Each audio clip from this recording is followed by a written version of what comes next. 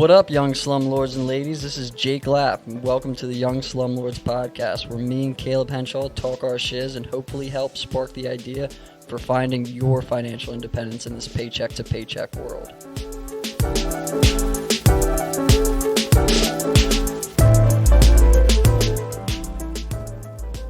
All right, guys. So welcome. This is an awesome opportunity. You know, this is a big time guest. We've never had a guest like this before. Just kidding. It's Paul, and Paul's been a good friend for a while. I think we met back in 2012, maybe before then at the gym. At the gym, yeah. You were a long time ago. Yeah, working out. You know, just hanging out. One of the guys. We watch all the football games together, and so in the last 3 weeks, Paul has became a millionaire, and it's not like, oh wow, Paul has been saving and working and just hit that million mark. He's been training in the stock game for years and years, but in the last less than 3 weeks, through this big GameStop bust, Paul has successfully turned $950 into an account with over $1 million. He's sitting at around 1.238, which is honestly mind-blowing to me. I'm seriously so happy for him. You know, we were just watching the Super Bowl the other day, and it was, we were talking about some of the stuff. Like, we've talked about stocks before. We've talked about cryptos and, little bullshit here and there. And it's just been really, with all the hype that's been surrounding stocks in the last couple weeks, with these big booms and GameStop and Reddit getting involved and all this stuff, like seeing someone that really capitalized on that and is continuing to grow. And, I was putting myself in the situation where, like, man, because in the first initial GameStop, I think he was up to 420, and he'll talk about the numbers before, but I was like, if I had 420K, if I just came up on $420,000, the real estate that I'd buy, I was spending the money in my head how I would spend it. And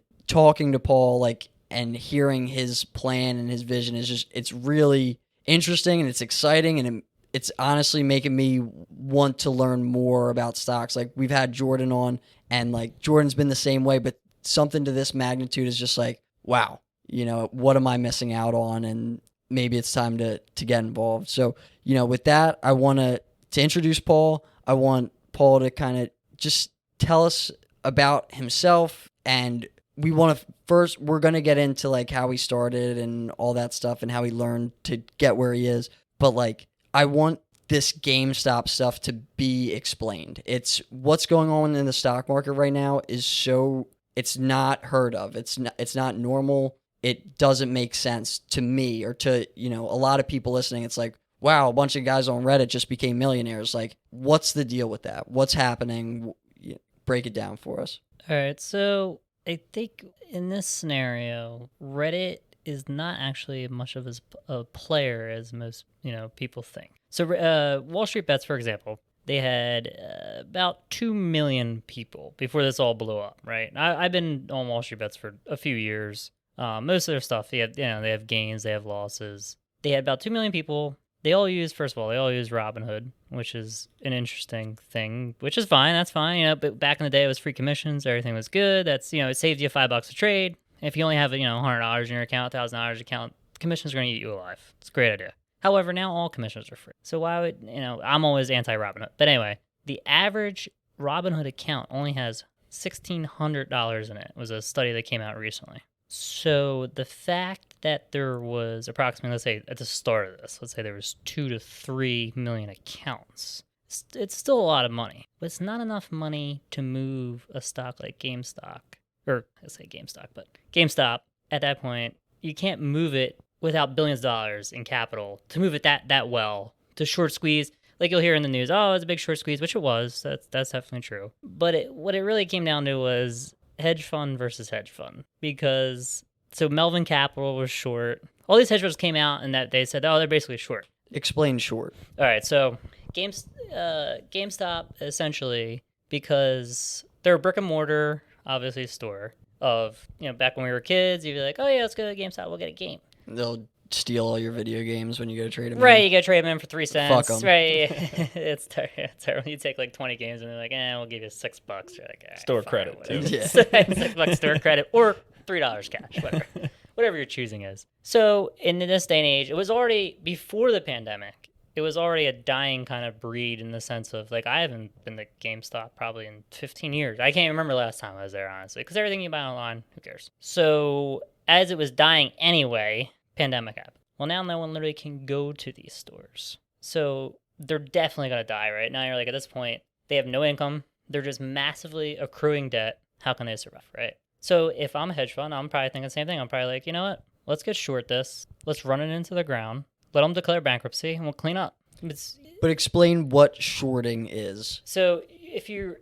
Not in context to GameStop, just like Right. what is So shorting in general, a company. So there's the simple way, the direct definition of shorting would be, it's complicated, but not really. If you're taking a bet against the company, so you're taking a bet that they're going to go down in stock price. So I would essentially, so you have to borrow the stock. So let's say Jake is long GameStop. He's got 10 shares. I want to short GameStop. I have to borrow the shares from Jake, but it could be anyone. I borrow the 10 shares from him, and I'll say, Jake, I'll give it back to you, though. I'm going to borrow from you. Just let me borrow it for a minute. I sell it to open, it's called. So I'm starting my transaction with a sell. So I sell the stock into the open market. I then receive the cash back, right? So now I have a cash credit in my account because I sold 10 shares at $4. So now I got $40 in my account. Whoop-de-doo. Jake's fine because he still has his shares are just loaned out. You still have technically in your account, you'll still have it, but your shares are loaned out. You're going to make interest off of me, though, because I'm borrowing your shares just to use them for a second. Do I have the option to do that, to loan them out to you? Well, if you have a margin account, that's part of your... Okay, that's part of the deal. Yeah, it's part of the deal. If you're doing a margin account, that's... In general, you're assuming yes. that someone's going to be loaning them out from you. You don't realize, but when you sign up for a margin account and all this stuff, there's it's just like Apple, the agreements with Apple when you do an update, you have to hit, yes, I agree. One of those clauses in there says, if I own shares of a company, I will agree that, I will loan them out and receive interest, and your broker will also receive interest on said shares. So again, you have the 10 shares of GameStop. You're long on it though, right? So you're going to bet it's going to go up. You buy them at 4. But then you're like, all right, Paul, I'll lend them to you. You just have to give them to me back. Just when I want them, give them to me back. Okay, fair enough. So you give me the 10 shares. I sell to start my position. So I sell to open, I get a cash credit of $40. If the price falls to 30, let's say the price of GameStop falls to $3, I can now buy those 10 shares back for a total of $30, hand you your shares back, because you only had 10 of them, right? I give you your 10 back, so you're happy because you're like, well, I got my 10 shares back. And I keep the in-between. So I keep that $10 minus interest Sure. of what I would have to pay you. Yeah. I mean, the interest is pretty high. But if you're only doing it, the ideal is what you only short something for, in my mind, for a week, 2 weeks, 3 weeks. You don't want to be short something for a long time because short interest does. It'll keep Right, you growing. get to pay Sure. every day, week, month. So eventually it becomes not worth it because now you're just losing money consistently on the interest. Right. That's something I've been doing a lot of research in, is like that whole market transaction of the shorts, because when you're looking at like the risk factors of a long versus a short, with a long, your downside is 100% loss. Right. And your upside is unlimited. Yes. And the short is the mirror of that, where your Yes, upside correct. is 100% gain and your downside is unlimited loss. So when Right. you're shorting a massive position and something crazy like GameStop happens, where you have a big group of people, individuals, and other hedge funds all Right. diving into the same stock that you're heavily shorted on, since your upside is unlimited,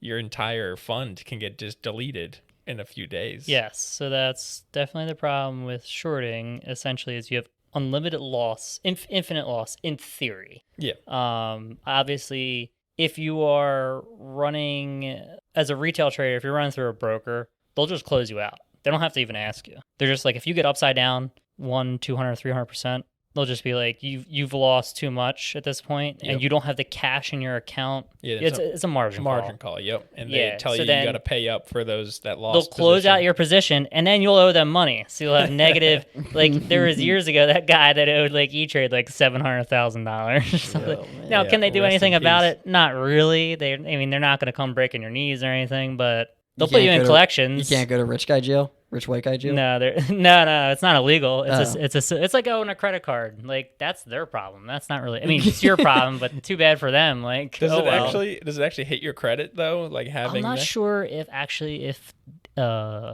brokerage does. I'm actually not too sure about that, but I know they can. I read an article like a year ago that said it can be reported to your credit, but I don't know if that actually means anything or not, honestly. It could just go to debt collections, and I know like Robinhood's CEO was talking about it specifically. They just write it off, and they're like, it's written off. It's part of their process. Like they have like calculated losses, which is why they're willing to take these risks on margin, because they know, it's like a credit card, right? They're going to charge you 26%. Why? Because they know, 5 people out of 100 not going to pay it, but they're going to make the interest back on everything else. And it's a on lot algorithm. More. Yeah, it doesn't matter. They're not going to lose money. Yep. I haven't seen. I mean, in my career, I've never seen a brokerage get so upside down that they have declared bankruptcy. Yeah, no way. Unless you're like the Lehman Brothers doing, mortgage default swaps and all that kind of stuff. Right. I think in 2008, I think it was a different time, and that was a little before my time. Yeah. I just kind of started back then, maybe after that, actually, 2009, 2010.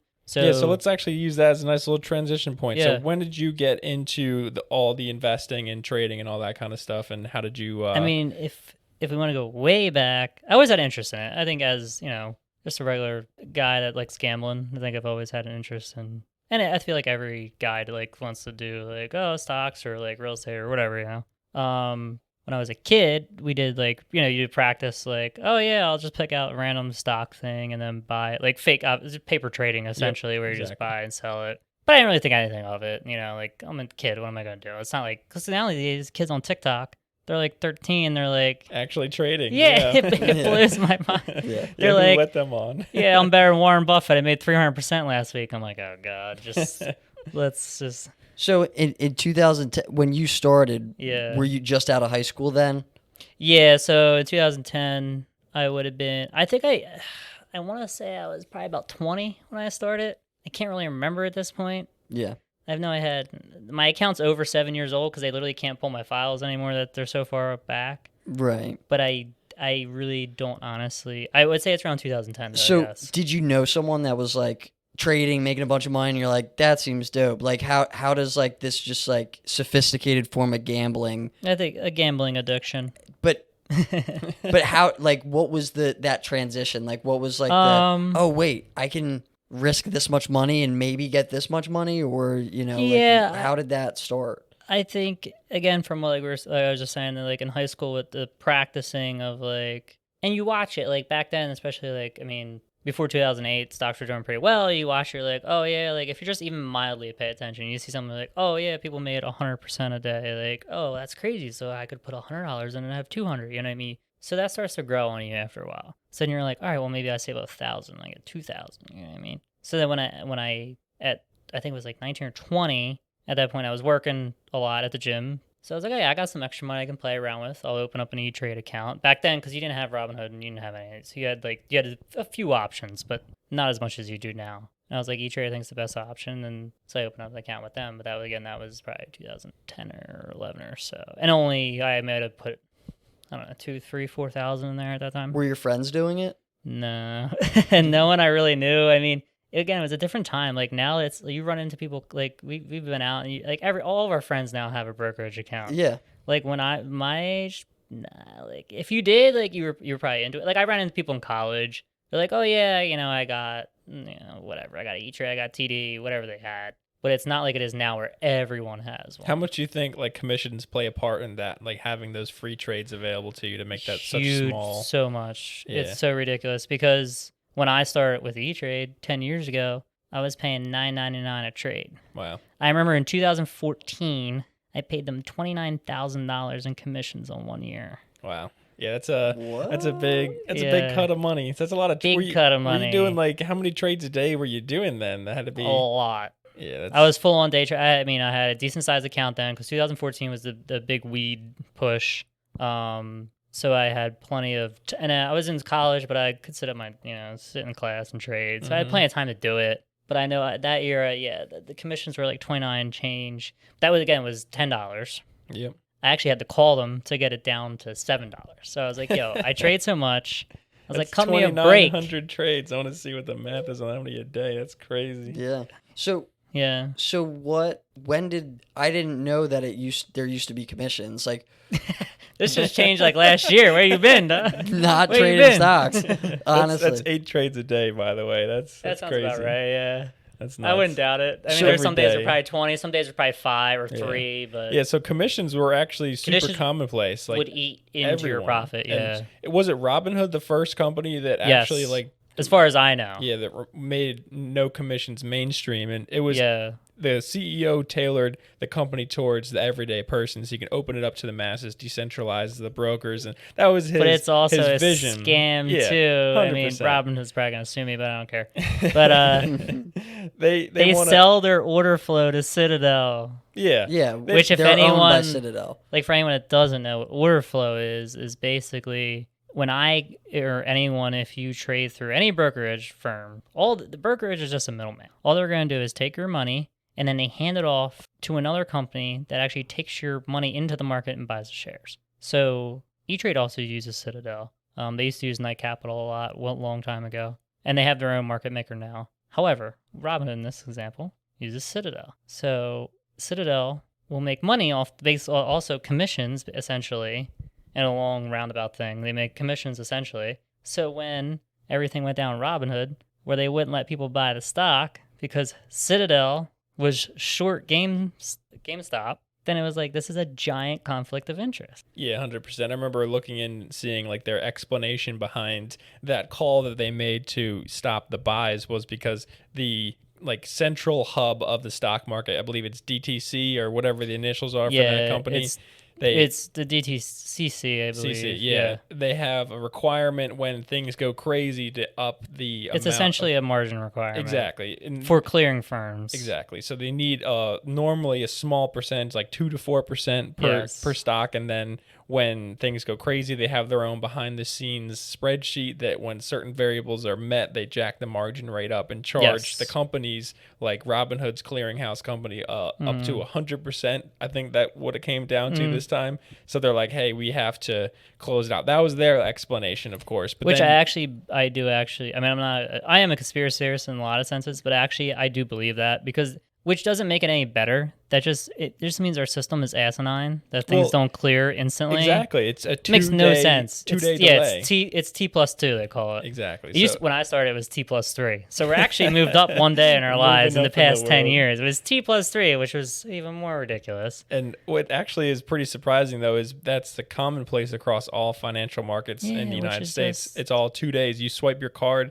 at Wawa to buy some gas or something. It takes 2 days. So like that's actually a core issue with our currency itself that it takes so long to transfer. So, maybe in the next couple of decades, we'll probably see some more technological advancements to fix that. But at least in the time being, when money runs up this fast on one thing, they'll just shut it down, just right, like because that. they can just literally say, oh, you're violating. At this point, it's law. It's like, at this point, it's like, oh, you can't cover your margin. At this point, they're like, too bad. Like, it's not even, I don't even think it's a conspiracy. I think they were right. I think there was so much order flow. There were so many people. I don't think as much as people think, because people were like, oh yeah, Reddit did this. I'm like, Reddit didn't do it. So it's hedge fund versus hedge fund with the help of Reddit. Yeah, if you saw the volume spikes on GME there was no way retail traders were doing that. It was like 1 day in volume was like $10 billion. I'm like, Reddit doesn't got $10 billion laying around. I'm sorry. They just don't. The daily orders were insane. And then like the daily volume and then the individual orders themselves were way outside of any retail trader's pocketbook. Well, here's the other thing with the talk about the gamma squeeze, which is everyone talk about with the options orders. I was watching options orders go through in one shot for $10 million. Yeah, that's no retail. That's not trader. Reddit, dude. Yeah. Reddit might throw $100, like people like me, 900 or whatever. When you see a block trade and it's like 10.5 million calls that were out of the money, you're like, wait a minute, Yeah, someone's getting funky. That's in here. another like, hedge fund that wants to take out Melvin. So right. Yeah, I would exactly. I want to run this back a little bit. So you were in college doing lots and lots of trades, like an absolute insane amount, 8 to 9 trades a day. And then did you end up like moving forward into any other like different strategies, or did you kind of stick with the borderline gambling, like day trading stuff, or how did that work? Being honest, I think that's what actually was a bad thing in a sense, because I think I got so used to hot markets at certain times, I couldn't really adapt when the market cooled down. So yeah, I would make a lot of money. I'd make, $50,000, $60,000, $70,000 from a little bit of money, and then I would proceed to lose it all in 3 or 4 months. Did you have any mentors at all in that process, or were you on your own? And no, this is what I was talking about I don't know if I talked to you about it. I was talking to somebody about it. I said the only thing I wish I could have done different going way back was to just find someone that actually did it. Not to say they would have even been good if you find somebody, but it would still cut down your learning curve. 100%. Just to even know how to even place an order. Like I had friends text me like, all right, I put buy in, and then it gives me these options. What do I do? And of course I helped them. Yeah. But I'm like, this is like fun, basic, like. Yeah, I mean those. And I'm not making fun of anyone. Yeah. I feel bad, but I'm just like. Certain platforms are definitely a little more complicated. Yeah. And every platform's different. So I'm used to what I have, and my friend has shown me Robinhood. I'm like, I don't know what's going on over there. I'll figure it out if you let me look at it. But sometimes it gets a little wild. But yeah. After Jordan came on the other podcast, he was talking about paper trading, and talked about Webull, because they do. Oh yeah, Webull is a big thing right now. So I downloaded it. I put $100 in, because that you need to do. It was like if your friend refers you, you get 2 free stocks if you refer a friend. So I was with 3 people, and we all just like did a little chain. So it's a pyramid scheme. It's a pyramid scheme, and we all got 4. We all got 4 free friends. Stocks. Yeah. Everyone got 20 free stocks. Yeah. Now you have all these money. Yeah. So then I had $100 in. Talking to Jordan, he's like, "Oh yeah, buy this," and I'm like, "All right." So I go in. I'm like trying to buy it, and it's saying, "All right, your order will be filled tomorrow," and I'm like, Jordan, what the fuck does this mean? Like, what? My order's gonna be filled tomorrow. He's like, oh, you bought a limit. I was like, what's a limit? Right, exactly. But to me, I know what you're saying. I don't know why I would say tomorrow though. Oh, when did you put it in? Like overnight? I don't know. It was like tomorrow. It was at the end of the day. Or yeah. tomorrow. Well, if it's after 4 o'clock and you put in a limit order, it would fill the following day. Yeah. So I was like, I just want to buy them right now. Like, how do I buy it for what the price is? I thought that's crypto. how it works. Yeah. This isn't Bitcoin. I know, and I was like, but like for me, brand new. Like even the crypto stuff, like Caleb bought it. Like I never had an account with anything. Like it was all, Caleb was doing it through his stuff. But yeah, like I'm. You're saying like some people are like, how do I even buy something? I'm right there. Yeah, and that's nothing to be ashamed of. Like we've all been there. I mean, just to get back what you were saying, that's why I wish I had nothing bad happen. It wasn't like I lost. I mean, I did lose money. Everyone loses money when you start. Sure no, but it wasn't like I wasn't like I lost $1 million or whatever. You lose 3,000-4,000 because you're stupid and you're buying stuff that you shouldn't be buying. They have no. As you get more experience, then you can you gotta recognize how things are, and then if you're inexperienced, you're like, oh yeah, like every stock goes up, right? That's what Reddit says. Stocks only go up, right? Yep. So you just read rocket ships and diamond hands or whatever the hell they're talking about. Yeah. So you throw your 1,000 in, and you're like, oh yeah, I'm gonna make 10,000 by next week, and then 3 days later you wake up and you got $300 in your account. Yep. But you're just gonna diamond hand it to 0, I guess. I don't know. I would take my $300. That's a whole nother conversation. Yeah. So with the losses, like I know you were saying you were making lots of trades every day. So like with that volume comes the higher risk of losing a lot more, with those kind of trades. Like, so what were some of your like memorable like highs and lows over the years that you can remember that really stuck out to you from losses and wins? That's a really good question, because I have a lot of them. I mean, I really don't even talk about this to many people, but I guess, like I said, because I can't remember exactly when I full on started actually like being very active, but 2014 was kind of a breakthrough, because that was the year of the weed penny stocks. So if you remember, Wolf of Wall Street came out that same year, which helped everything. So everyone was back then, same thing, like this is again before Robinhood, but everyone was getting in the penny stocks, right? But meanwhile, I've been doing this for a few years. So I banked. I turned I remember now. I was selling my blood at Penn State, my white blood cells. I banked like $2,000 selling these white blood cells for like Wow. 8 months, right? That's awesome. And Jake, you know me, you believe this shit. Yeah. Like, you believe it. I'm just telling you the story. Yeah. I think it was $1,800 as approximately 18 to 2,000, whatever it was. Mm-hmm. And then on white blood cells, tax free, by the way, which is great. Hell yeah. Hell yeah, because donation, whatever. Anyway, and then I turned that into like 75,000, right, in like 3 months. That's Wow. awesome. Right. However, I couldn't adapt because I was still kind of a baby. So you were in that boom. Right, You're it was- trading big on big plays. Boom, boom, boom. But right, and exactly. then it- Everything just goes up. Right. And then eventually it doesn't. So then eventually that 70 became, 20, right? Which I'm still, that's great. You're still up. 10 bags, Yeah. right? But at the same time, it's like, yo, I just blew up my account. You know what I mean? So that was your first big up. Yeah, was- 2014 was definitely my first big, super big increase where I had a decent sized account to the point of where I had like a legit account, a day trading account effectively, Yeah. yes. So then, you kept that stamina up, went back down to 20. We're in 2014, by, and now yeah. just years of of nonsense. I want to say, what happened then? There's something in between. It's so hard to remember sometimes, all this stuff, because it's been so Yeah. long. I'm trying to remember, but there was definitely another time, I want to say like 2016 or 17, where I hit it big again. And like, falling. I can't remember. It's so hard to remember. Oh, MMEX. Now I remember. It's penny stock. Okay. That was definitely part of it. No, it wasn't all of it, but it was part of it. Mm-hmm. So I put like 3,000 in, and I got like 60 out Okay. in like 3 weeks. 4 weeks. Yeah. So, but I think then my account hit like 150 at one point. I remember having 150 in my account from like 2,000 or 3,000. Yeah. So I was like, all right, I'm the man. Yeah. I can do this. I lost it all. So Damn. in all these Not lost big, it all, but it came down a decent amount. Yes. with these big ups, are these Yes. options? Are they you're just At the buying time, it was only stock? mostly penny stocks. So Yeah. you're just buying them for what they are. And Yeah, they're straight up just increasing. stocks. Yes. I don't recommend penny stocks to novice traders just because of what I've gone through for the past 10 years. Yeah, but people are listening to this saying you made 75 grand the one time. Right, the one time. But then I lost on the sunset, I'm being honest, like saying, yo, then you're going to lose it all if you don't play it smart. Now, if you know you're just going to get in, get out, and you're not going to touch it again, fair enough. That's Yeah. why this is good, because I want to tell people my story in the sense of I want them to not go through what I went Right. through. It's crazy addicting though, like going It through, is, man, seeing those addicting. huge wins. Yeah, because if you Yeah. can win so big, now I can win big with more money. Right, so you put it exactly. Right. So, right, it's same thing with options, too. So, like, options essentially, I mean, it depends on how you trade them, but Break down options for us to Oh, a jeez. fourth grader.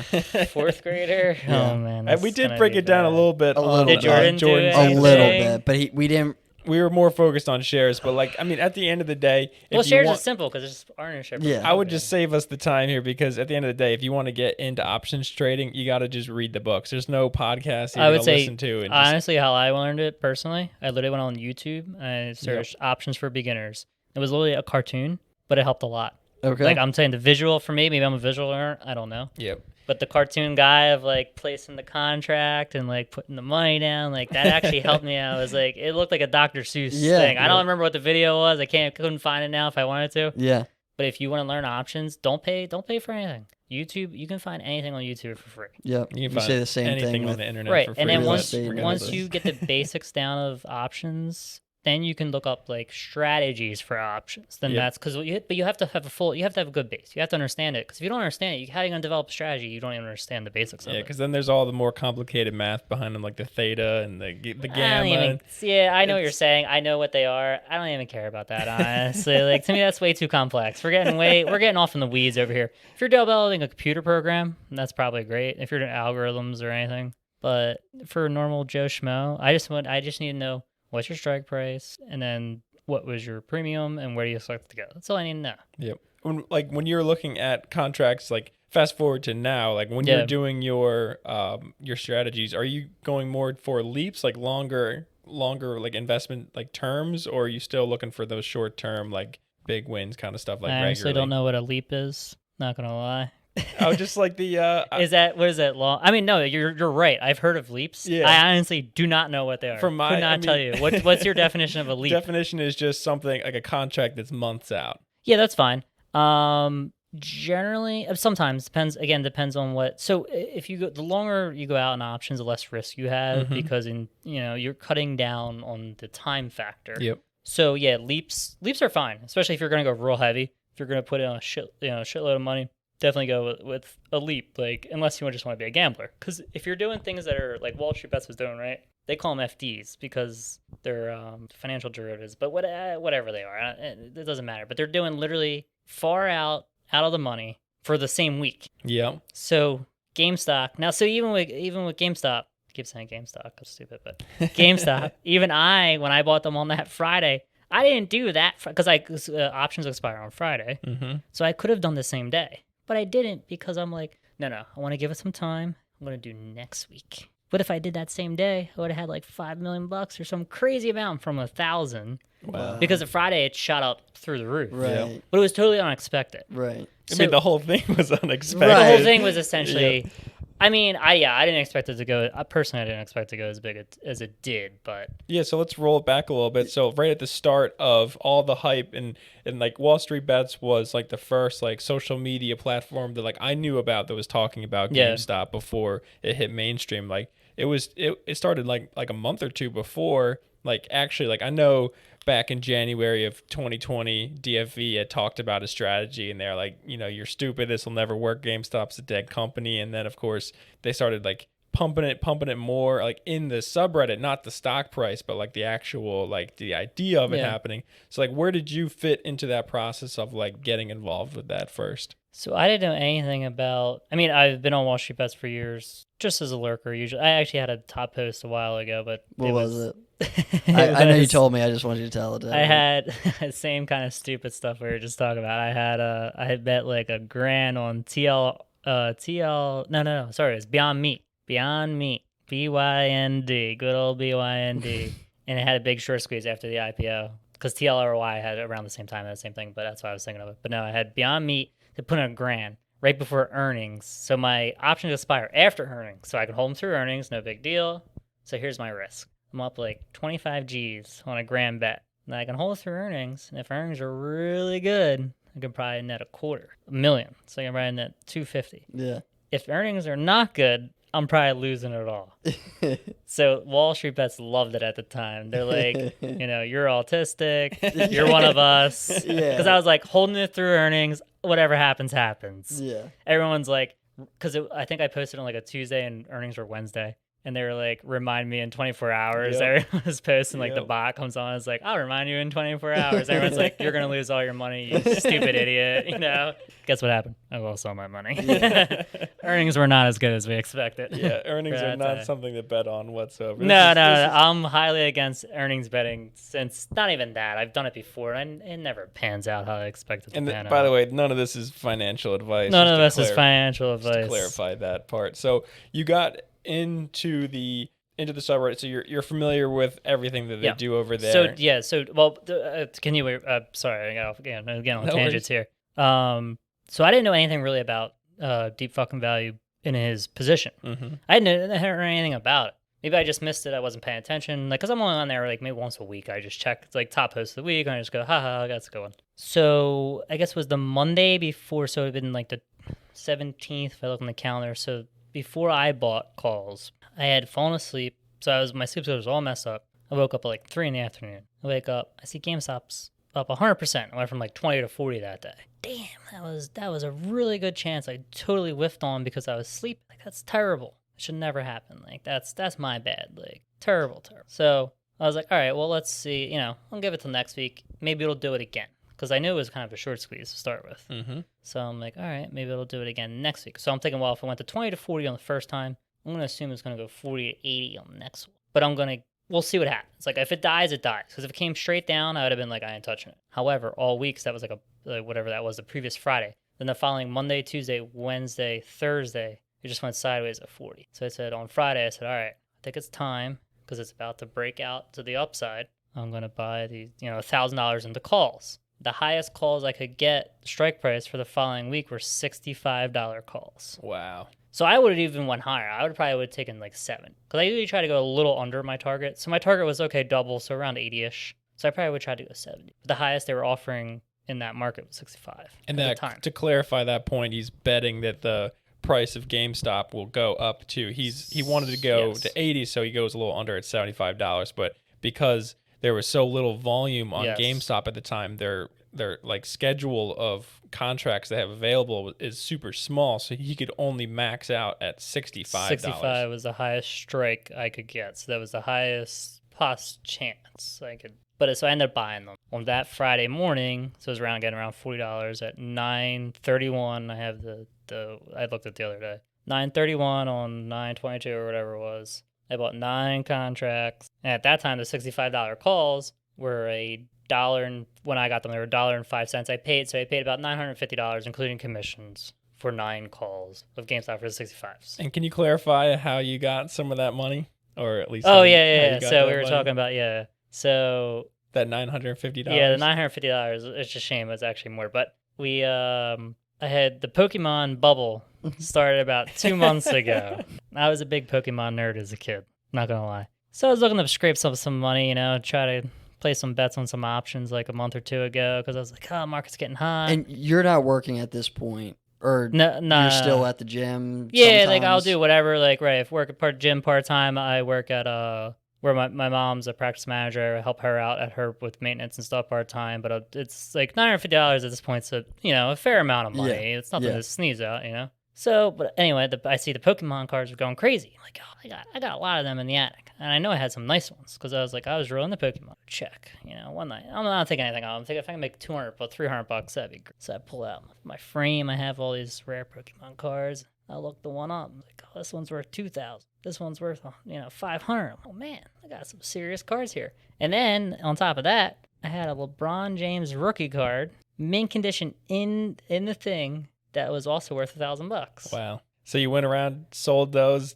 took your Pokemon gains. Yes, Pokemon and LeBron. LeBron was a big help because LeBron got me, I think, $1,010. I want to say. So turned LeBron into GME. You made that bet, and then what happened right after that? So I made the bet on Friday, which is now this is a good segue to the following week because Friday my sleep schedule was still way messed up, but I woke up at 9:30, filled my calls at 9:31.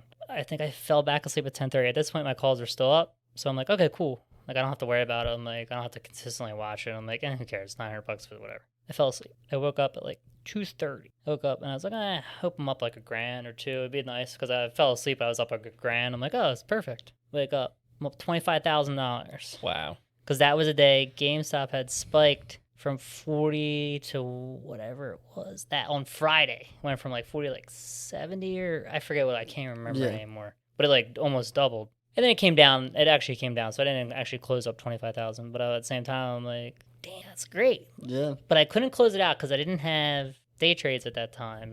Oh, yeah. So the brokerage is, if you don't have a certain amount of money in the And account, by the time I limit woke you. up, I had under 25,000, so I couldn't even close it out and just use the 25,000 as my leverage. So, Wow. but I was like, that's fine because I have all next week. So I'm like, doesn't matter. Who cares? I got all next week because my calls expire the following week on Friday. So I'm like, I still got plenty of time. And again, I'm thinking even if I just break at this point, if it can just open flat on Monday, I'll take my $25,000 and walk. Like that's a killer gain. Right. So if just to explain to me and to anyone who's like not following, you made a bet that you think it's going to be, you said the lowest you got was 65. I bet that GameStop was going to reach a price of $65 a share by the following Friday. And I bought it on a Friday and I paid $1.05. So GameStop would have to reach a price of $66.05 for me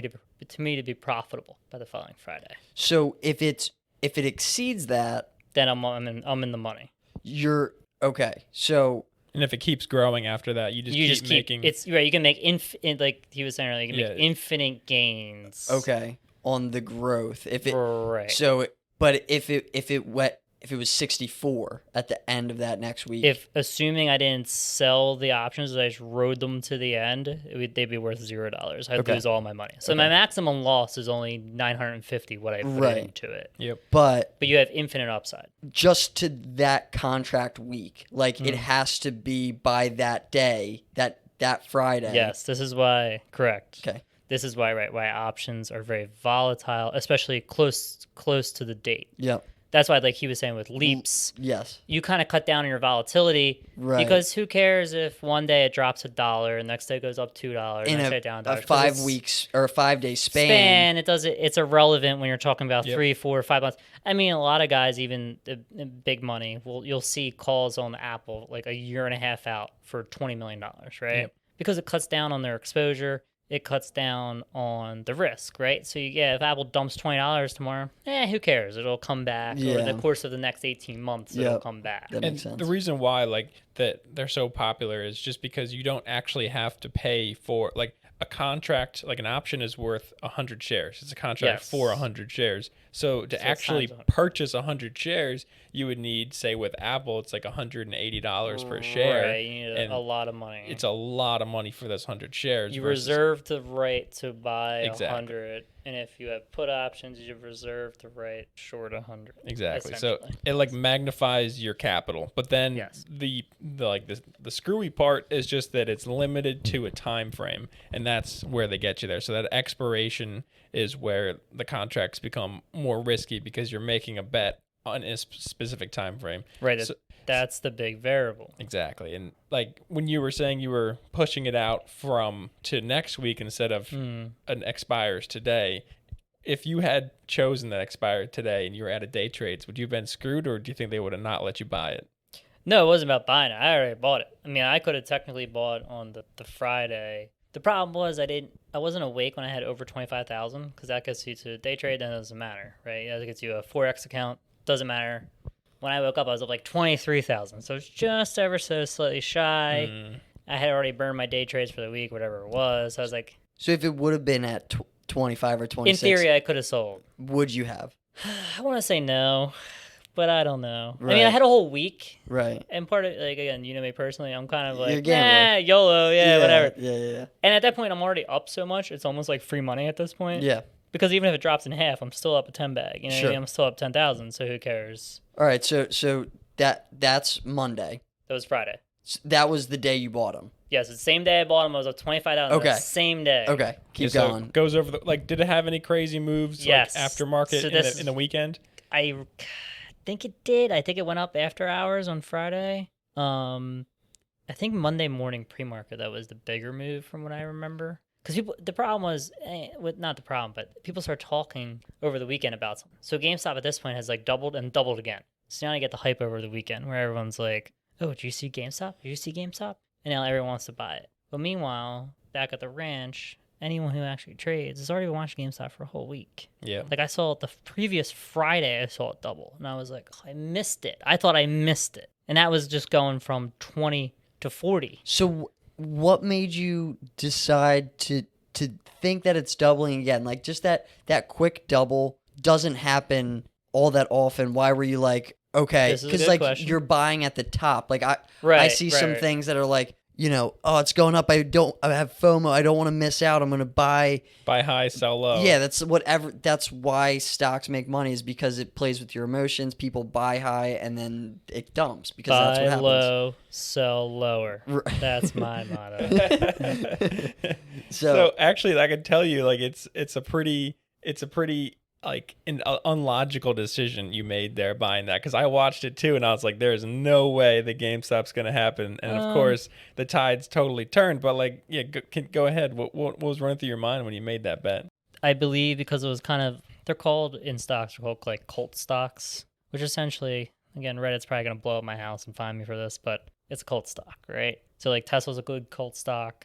There's a lot of these followers that will do anything for a particular stock, and they can never do any wrong, right? So once I saw when we squeezed the 20 to 40, usually after you squeeze, you come back down to like 30, or even back to the original spot. When it went sideways at 40, I was like, all right, it can definitely squeeze again. Last time we squeezed, we went from 20 to 40. I think we could do 40 to 80. And then, granted, I actually way underthought what it was going to do, because I was like, okay, 40 to 80 by next week. But it did that the following day. Right. Which is fine, because my options are still, now this point my options are in the money. they're still way up. And like I said, I'm up 25,000, whatever it was at close. And we kept going after hours and we opened up pre-market higher. And then, so Monday morning though, I was like, okay, fine. Now it's definitely time to get out. Cause now I'm up like 100 or 80, whatever it was. So it ended up being like 80 because something, I remember I had 84,000 in my account. Yeah. At this point now I got friends text me.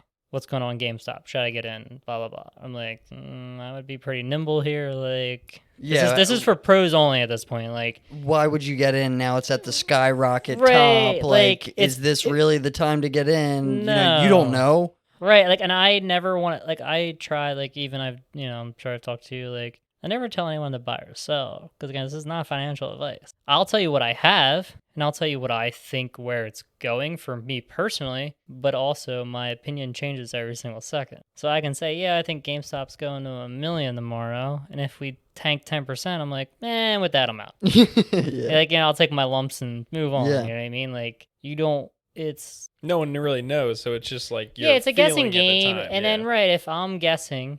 And then I guess wrong, and then you're like, "Oh, you guessed wrong," and I'm like, "Yeah, okay." And that's something to think about as well. Like whenever you talk to somebody, like somebody's been trading for a while or knows more about it than you, and you ask them a question about a stock movement, like you'll never get the right answer. It may coincidentally co-align with the future that happens later, but no one actually knows the answers. You say, "Hey, is this a good stock to get into?" The question itself is flawed. The answer will always be wrong. So like, no matter what, because you're never going to be able to say exactly where it's going to go. And if it exceeds expectations, the person you tell, this is someone explained to me the other day, I thought it was really good, was if I say to you, like, hey, I think, it's going to go to 100, and then GameStop goes to 200, and they trade on that info. Then they're like, oh, I'm so smart. They don't even mention you as you helped them. But if it goes bad, they blame it on you. 100%, yep. So it's like, and what's my incentive for then telling you what I think it's going to do? Because they're always going to blame me in the end when something bad happens. And I don't want to lose my friend's money. Like, I feel bad about it. I'm only just like, don't even bother. Just don't. Yeah, you need to learn it. Like that. Right, unless you know what you're doing. If you came to me, if you're a pro trader and you're like, yeah, listen, I'm going to think about this. I'm like, yeah, I got this. Because I have friends like that. I have two close personal friends that are, in my mind, they're semi-pro traders because they've done it, for like 10 years. What do you think about this? I'll tell them, like, and I'll be like, yo, you getting out of that? You getting in this? Like, yo, come on, follow me or whatever. But they also take my advice seriously, and I take their advice seriously. Like, I've had my one friend text me. He's like, I would get out now if I were you. Because sometimes I get a little delusional. Right. And I need a friend to be like, that knows, and he knows I respect him. Sure. And he knows I know what he's doing. So if he's like, I would peel some off here. And I'm like, all right, then I need to peel some off. You never go broke taking gains. So that's what I was telling my friend earlier today, because he was he had Sundial and he made like $200, but he sold a little early. I was like, dude, you get rich selling early. Selling late makes you nothing. Yeah. Selling early makes you money. 100%. And that was like this thing I was talking about on the one episode, when I was getting my real estate license, I went to the guy doing the course and I was like, look, if you were 20 years old and you had this amount of money in the bank and like this is your skill set, like what exactly would you do? And he told me to read a book. And I was like, what the hell, dude? That's not what it's such a cliche. But it's true. Like it's like it's what you're saying. It's your friends are coming to you and they're like, Paul, but I would tell them look at a YouTube video. I guess that's the more modern version. Right. For them. Older people are like, oh, you got a book. You know what I mean? Whereas us, we're like, just go on YouTube, look up stuff. You find where you're going. But he told me to read Rich Dad Poor Dad and it changed my life. Right. Like it actually did. So like, yeah. And if he would have been like, oh yeah, like here. If you buy this one duplex that I just saw on the market, your margins will be probably around this. The appreciation might be around this, and like the rehab's going to cost this. I wouldn't have learned the process. You know what I mean? So it's the mindset as well. It's more about exactly. I mean, but I feel like anyone who's ever done anything with finance is like there are people that go to school for finance are not cut out for finance. Because, well, they're good at working with other people's money, but like once you got your own money on the line, like. But I look at personally, I look at it the opposite. This is what I tell everybody is I have no emotions trading my own money. Because I'm like, if I lose, I have myself to answer to, right? I'm like, wow, you're stupid. Like, I'm just going to go cry in my bedroom. not that I do that, but you know what I mean? Like, I'm just like, you dummy. Like, where if I lost my friend's money? Like, if you're not here, Paul was just like hair motioning, hitting himself in the head. smacking myself in the head. I'm just picturing him doing that at night, like when something went wrong. Crying myself to sleep in my own bed. But like, if I was like, if I feel bad if it's my friend who gave me is like, oh, this is my only $10,000 I have. Can you, or even $1,000? Can you turn this into 2,000? I'll try my best. And I'm like, next day, I'm like, yo, you got $500 Right. and I feel awful. Whereas it's my money, who cares? Like, what's the difference? That's still a really personal connection. I was more referring to like, say, someone working at like a financial institution. Oh yeah, that's with way like different then 7 too. layers separation. It's awful. And it's so easy. With that sense, like the emotions that like most people get when making trades is just like is FOMO and just euphoria. So when they're in the stock and it's going up, they're just like, it's never gonna come down ever again. Well, GameStop almost didn't exactly, for a minute. Yeah. And then it tanks and I kept selling it. And people just hold on way too long and then they lose a lot of money. And then also, if they're late to the party, they FOMO, they see a stock that's way up, they buy, and then it just immediately tanks after. So, like, those are just, like, the most common things that you see with stock investing, and it's just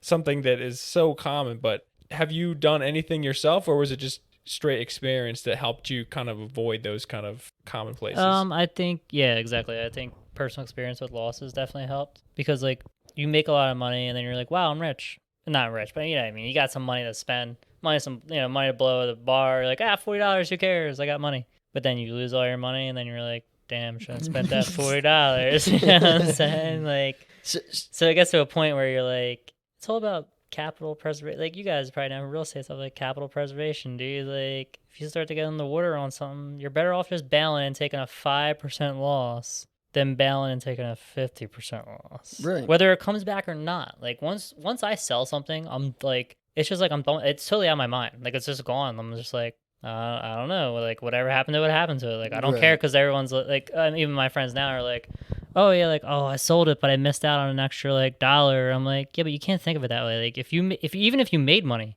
don't think about like the extra money that you could have had. Yep. Because you're never gonna get the exact top, and you're never gonna nail the exact on a buy. You're never gonna nail the exact bottom. Just get the meat of the trade. That's the same thing with real estate, I'm sure, with houses. Like, and just get the meat of the trade. That's all you want. Yeah, but like you can bang up a seller and just keep beating them up with a negotiation and try and get like the absolute rock bottom of the deal. But then if you're bickering about, say, $5,000 and you lose the deal, and then you could have made, so let's say you could have made 30, but you're bickering off 5. Yeah. So now you lost out on $25,000 in gains because you're just bickering about nonsense, realistically. Yep.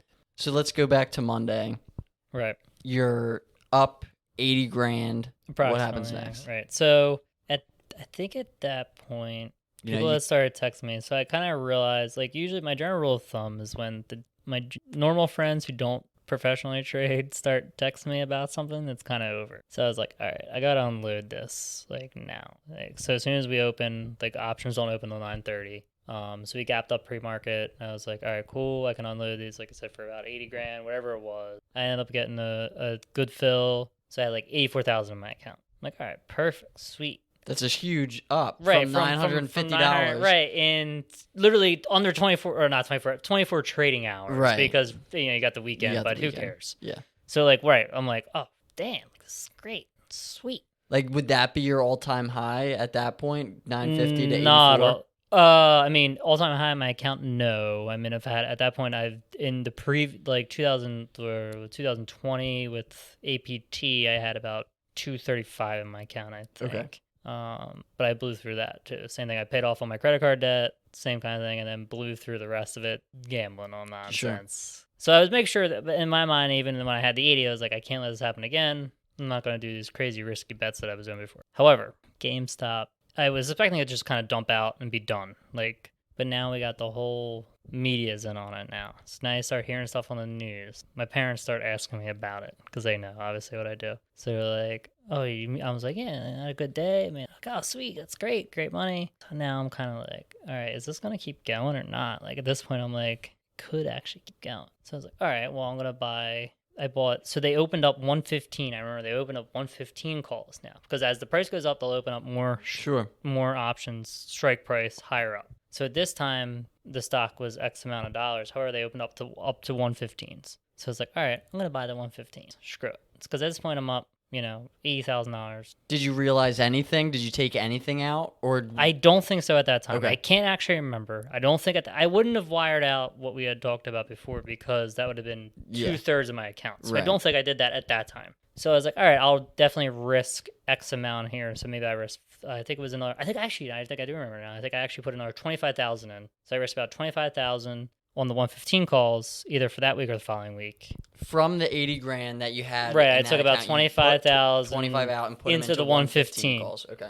And then in one day, now my 115 calls are in the money. Okay. They're way up because the GameStop went from 120, dipped a little bit, and then it was going up to, I think it went to 150, and then Elon tweeted it. Maybe that was the day Elon tweeted it. So then after hours, it went to like 200, like that whole day. So, but you guys were saying that it's an infinite growth on those calls. So, like, In theory. you already called 65. It's exceeding it. What's right, but the I sold the point? 65s, and I rolled forward 1/3 of that position to the 115 calls. So the 65s are closed. Right. They're totally gone. Now I opened 115. Okay. 115. Why? Because they were the highest that they were offering. I would have probably actually went higher, Okay. but because again the move was It's so just a unexpected. better return. You're doubling down on this. Yes, better return. essentially a super risky bet. But at that time, I'm like, I'm up 80,000. I can risk 25. My maximum loss is 25. Right. So what? Then I'm still up over 50. Who Right, cares? right. 55. Doesn't matter. What's the difference? So I was willing to risk a 25 there, which looking back on it, I wish I would have risked more. But Sure. because then Elon tweeted it and then it went crazy. And then that's when I had friends in it at that point, and they're like, well, we do, blah, blah, blah. Because even they were up. Even they just bought stock. They were up on it. So I don't know if it was the following day after that or maybe another day. But it probably was one day because it went to that one morning. It went to like 500. And then it was, like I said, after Elon tweeted, it went pretty crazy because it went from 150, I think after hours, like 220, and then we opened up like 300 or whatever it was. It was something crazy amount of money. So I remember, I think I sold the 115s that morning. And at that point, that's when I had about four and a quarter. But it was crazy because if I held them for another hour, I would have had like 2 million or 1.5, Wow. whatever it was. I totally missed out because it opened, it dipped, and it went down. And I kind of sold the open. Yeah. And I was like, oh, I made a good sell because it Yeah, dipped. yeah. And then it ripped back the other way. And I was like, oh no, I totally missed out. I totally But screwed myself. 425,000 is Right, nothing to sneeze from at. 950 in like 3 or 4 trading days, whatever Yeah. it was. I was like, all right, perfect. I saw Jake, I forget where we were, but he was like, yo, dude, Paul. And I was like, what? He's like, he was in on the GameStop stuff. And I was like, Oh, Jake Moffat. yeah. I was like, Oh, sorry, Jake M. Can't mention his name. Yeah, he's in the Secret Police. so he's like, yeah, dude, made, all this money. And I'm like, no way. Like, I couldn't believe it. Right, but I'm not lying to you. I can show you knew right it now. was You know what I mean? Like, genuine. I Right, knew, I'm not gonna bullshit me you. saying no way was like Wait, just mean more disbelief. Like, no way. Like, oh uh, my word. Like, that's incredible. Yeah. And so, I thought that was the end of the road. I thought that was like, Right, you dude, make the 400. you make 400, you're Right. done. Like, Yeah, you're good out. work. That's, if people make, 50 grand a year, that's Right, that's decent amount of 9 money. years of working Yeah. every day. Like, Yeah, that's it's good money. awesome. But then we talked and it's continuing. So, like, what were the next steps? The next step was actually losing some money. Okay. Well, so actually, I bought Naked. So I had a bunch of cash. I had like 400. I had 4 and a quarter like straight cash. That was it. So I was like, all right, I can spend some money here. And this time, meme stocks were still going. And NAKD, which is Naked, got a decent pump to it and had a shit. Like volume came in like crazy. So I was like, and this time it was only like 88 cents. I was like, all right, I'm gonna pick up 100,000 shares. Well, every brokerage was having so much of a problem because you have all these new accounts and it's literally everything is lagging. Like I have a pro account, even the pro account's lagging, and it's just terrible. So I wanted to do 50 and 50. I wanted to fill 50 and 50 just to not jump up the price too much. So I filled 50, and I was trying to put another $50,000. I filled 100. I wanted to do 50. Yes, so I wanted to do just straight 50,000 shares, which I did. I got filled, and I was like, oh, let me get another 50,000. But then it was like, E-Trade's having connectivity problems, whatever. So I was like, fine, I got 50,000 shares at Sure. 80. So I spent $40,000. What to do?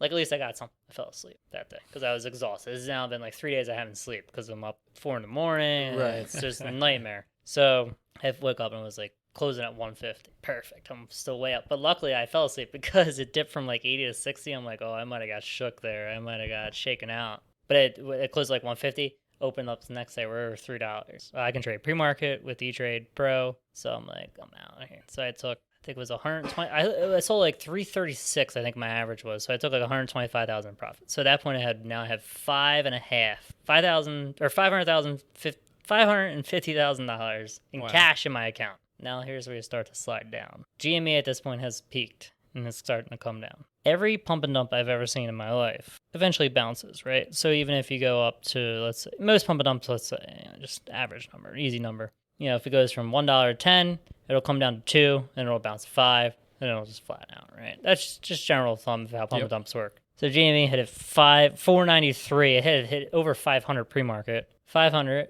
it dumped all the way down to, I think it was like 120. So at this point, I'm like, I can play the bounce here, and I have the money to do it. So I'm going to play actually a stock. I'm going to buy 1,000 shares. I think I bought 1,000 shares at 126 or 128, whatever, somewhere in there. GameStop. Shares, yeah. Just straight shares, no options. But I was playing options too, because I was like, well, it has to bounce here, right? Like, duh, like, come on, it's got to bounce. We're down $400, like 80%. People have bought in, or they're down 80%. I'm like, there is no bounce. I've never seen anything not bounce like this in my life. So it screwed me out of like 200 G's. But you've probably also never seen anything go up from $4 to 500, right? With liquidity. I've seen squeezes that are not really as liquid as this. This was mad liquid. You could sell $1 million in a split, and I get that. Yeah, so this was. I agree with you. It was an anomaly situation. Anomaly situation both ways, yeah. Right? So you have the anomaly up, anomaly down. Usually there's a bounce, it'll come back up. Yeah. And I kept telling like people that asked me like, "What are you doing?" I'm trying to play bounce. And they're like, "How much?" I'm like, "I'm down 50. Like, so I ended up losing, a couple hundred probably on the backside. Okay. Wow. So that brought you down to like 350. 3-ish, probably 3-ish. Wow. Yeah. So I probably went from 550 to about 3-ish, maybe 2. I think it was like 270 at one point, like the low. Did you stop and just think for a little bit? Like, I'm up. Yeah, because I've done this before, so I'm like, damn. But at the same time, I'm like, well, I only had $950 last week. You know what I'm saying? So it's only been like 3 weeks here, or 2 weeks at this point. It's only been 2 weeks. So I got $950 to $270. I'm like, I'm chilling. You know what I'm saying? Do you think so? Maybe this is when I wired out yeah, you're saying. So I did wire out at one point. I wired out $50,000 to take care of some of my debt. Do you think you see money differmoney than the average person? 100%. And that's why I tell it ruins you. Trading ruins your perspective on what money actually is. Not necessarily in a bad way. It just becomes a game. Like, you just see money's fake. We all know that. But money's fake, yes, but it just becomes a numbers game. Right. So when you're playing the game of the stock market, you just want to beat your high score. So like, oh, my best score before this was I made $60,000 in a day. Now I'm like, well, now I want to make 100. You make 100, now you're like, I want to make $1 million, and it just goes on forever. Right. It's infinite. It's a game. You're not connecting it to hours worked. You're not connecting it to that. What most people see as money. Like, if I blow $300 at the casino, I feel sick. Right. No, I agree. I play blackjack. I play poker. And like, I'm leaving there. Yeah. I put $300 in the trash can, and I'm like, man, like, I'm not going to do that again. Right. And then a couple months later, I'll go do it again. But that disc, that's not there for you. There is a 100%, which takes a while to develop, because I've been doing this for a while. And probably it's like this, I would assume, in real estate too. I would assume it's the same thing, where you get to a point where it's just a number. Like, if I had a position today, I took a $40,000 loss on a position today. Let's be like, holy hell, that's terrible. I'm saying that right now. Holy hell. Yeah, I took a 40, but however, the other position I took a $120,000 gain on. I cleared it clean, so I'm still up for the day. But am I looking back, I'm like, that $40,000 loss was excessive. That should never happen. That's my fault. That's total my bad. Should never happen. Totally agree. But once it's gone, I'm like, meh, whatever. It happened. At least the way that I see real estate, when I'm saving up for a down payment, right? So each year, that's the game. At least I'm playing as of now. Yeah. I'm saving up for that down payment for the next property that next year. That next property, the cash flow I'm going to see from that is taking away a week out of each month that I'm having to work. In a long term effect, you're saying? Yes. Yeah. Or On the almost in a backside. short term, like where it's like, okay, if I can see $800 or $1,000 in cash Yeah, I know what you flow mean, but I'm from saying- this one But property, you have to put the money up front, is what Sure. I'm getting at. So I'm saying, right. Yeah, so yeah. like for me, it's still not like it's not a game at this point. It's like each year, each thing I do, but I know it once I get past the livable expense that now I'm financially Sure. independent. It's Yes. a game from then because it's not. It's like no matter what happens, my bills are paid. I'm eating. I Right. can do the things that I enjoy doing in life, and like that. There's going to be a pressure that goes off because I still feel that pressure. I'm striving for that goal of hitting that monthly number of passive income. Yes, for sure. So, like, does that stability bore you? Would that honestly? Yeah, I know. I don't know. Maybe I'm a psychopath a little bit. I don't know. No. I mean, I definitely think it takes a unique kind of person. Maybe it's not necessarily a good thing because this is probably people like maybe my, genetically, maybe gambling's a big problem in my family. Sure. I totally don't know because my dad's fine. Like he likes to gamble. He plays blackjack with $100. Like Yeah. he makes money. It's like who cares? You know what I mean, my mom yells at him, but it doesn't really matter. But I hope for my own personal sake that I do take at this point when you have a little bit of money, you can take a gamble, right? If I lost at 950, who cares, right? Like it's not the end of the world. I still have income. I can still pay my bills, right? The 950 once it goes into my brokerage account, to me that's just like play money. Right. If I lose it all, I lose it all, right? When it gets sized up, when you get to You're at, like, serious life-altering $10, $20, $30,000, now you have to take a lot less YOLO, diamond hands, rocket Right. ships. You know what I mean? Right. Now it's more like, okay, let's actually try to go for A strategy. like a 50% gain instead of a 20 bagger. You know what I Right. mean? Like I would never. That's why I only put when I made that 80. I only put 25 in because I'm like Right. I expected to lose at 25. Sure. Because I'm like, okay, I can still live at 50. Like, that's still a huge gain from last week. Right. But that luckily turned in. But it's still strategic because I could have put that 80 in and then lost it all. You know, Yep. you're back in the same hole where you're at. Yeah. So for a quick run through over your last week or two, you've made more successful trades using Yes. that run up from GME to Yes. now set you to that $1.238 million Yes, you're so- sitting currently. Yeah. GME. Okay, good. Yeah. So you were up 5 something. 5 something came went down down to like 270.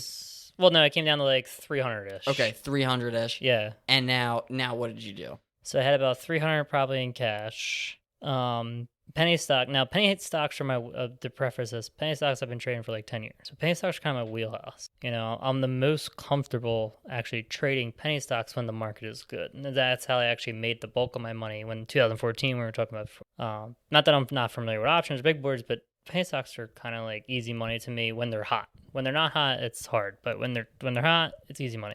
Anyway, one of the most common penny stocks, they apparently they sell mushrooms, and that's becoming legal in certain states and all that stuff. So they started to go up. The stock price started to go up. It was a good chart. If anyone trades stocks, like the charts, and it was coming up, and it was at a third of a penny. So I bought about a little under a fourth of a penny actually. So I bought 50 million shares of this company, Which is 250,000. I think I spent about 200, right? So it'd be 5 times 4. So I spent about 200,000. Okay. Yeah, it was. I got an average of like 3 9s, but close. So about 200,000. But it was In up. penny stocks and mushrooms. Yeah, which Okay. sounds the dumbest thing you've ever heard, right? Right. It's totally stupid. I totally agree. It's the dumbest thing you ever heard. It's so dumb. But the volume was there. So it's not like, now granted, you shouldn't do this. Penny stocks are more for experts. You should not touch penny stocks if you don't know what you're doing. But however, penny stocks have been hot lately. And to put 200,000 on a penny stock at that time was nothing because it had traded that day. It was trading, a 30, 40, $50 million. Sure. That's a lot. Yeah, for a penny stock, that's a ton. Right. So liquidity is there. Sure. So I'm like, okay, I was just risking it. At the same time, I can get it out if I need to get it out. And to clarify, liquidity is just how much money is moving on that stock. So if you have no liquidity and you put $200,000 into it and you try and Yes. sell, there's no one there to buy it back. You have to have someone. You always have someone to by what So that you that high liquidity just means he can get out of the trade if he needs if to. necessary, right? So there was high liquidity at this point, which I would assume would last for days, and then it went from a fourth of a penny where I bought it at, or 4/10, 4/10 of a penny, to when I sold it. I sold mostly over 2 cents. I did sell a lot in the 1.5 cent range. Wow. But that was a pretty large gain for me. Yeah, That's what set me over $1 million. Essentially, was that gain. Real. So 200K at 4/10 of a penny. So Yes, that's at 4/10 40 of a cents. penny. Yeah, Goes zero. up to 2 cents. Yeah, I Close. sold a lot over too. So what's that? Times 4? Times 5? Yeah, Times something like 5. that. Yeah, So now that's and then $1 million. plus other stuff. Yeah, plus other stuff I have. That's which is why my account is now at like 1.2 million. Wow. So going forward now, like you have, like from my perspective, like that kind of money can set like a person like Jake and I up for life. Like we could take that money, go buy a bunch of portfolio loans on rental properties, hire property managers and contractors, so we have to do nothing but take phone calls all day, and then have just money flowing in, and then you literally don't have to work a day in your life besides phone calls when problems happening, and then just grow from there. That wouldn't even take the full $1 million. That'd only take a couple hundred thousand. I understand. So, like from your perspective, what do you see going forward now that like this is your new high score? Like this is this new high this score. point of your game, you have now hit like orders of magnitude higher than Yes, anything for sure. you've hit before. So, have you like taken a step back and thought of like maybe any game plans you want to develop to try and have this last you a lot longer than your other wins have?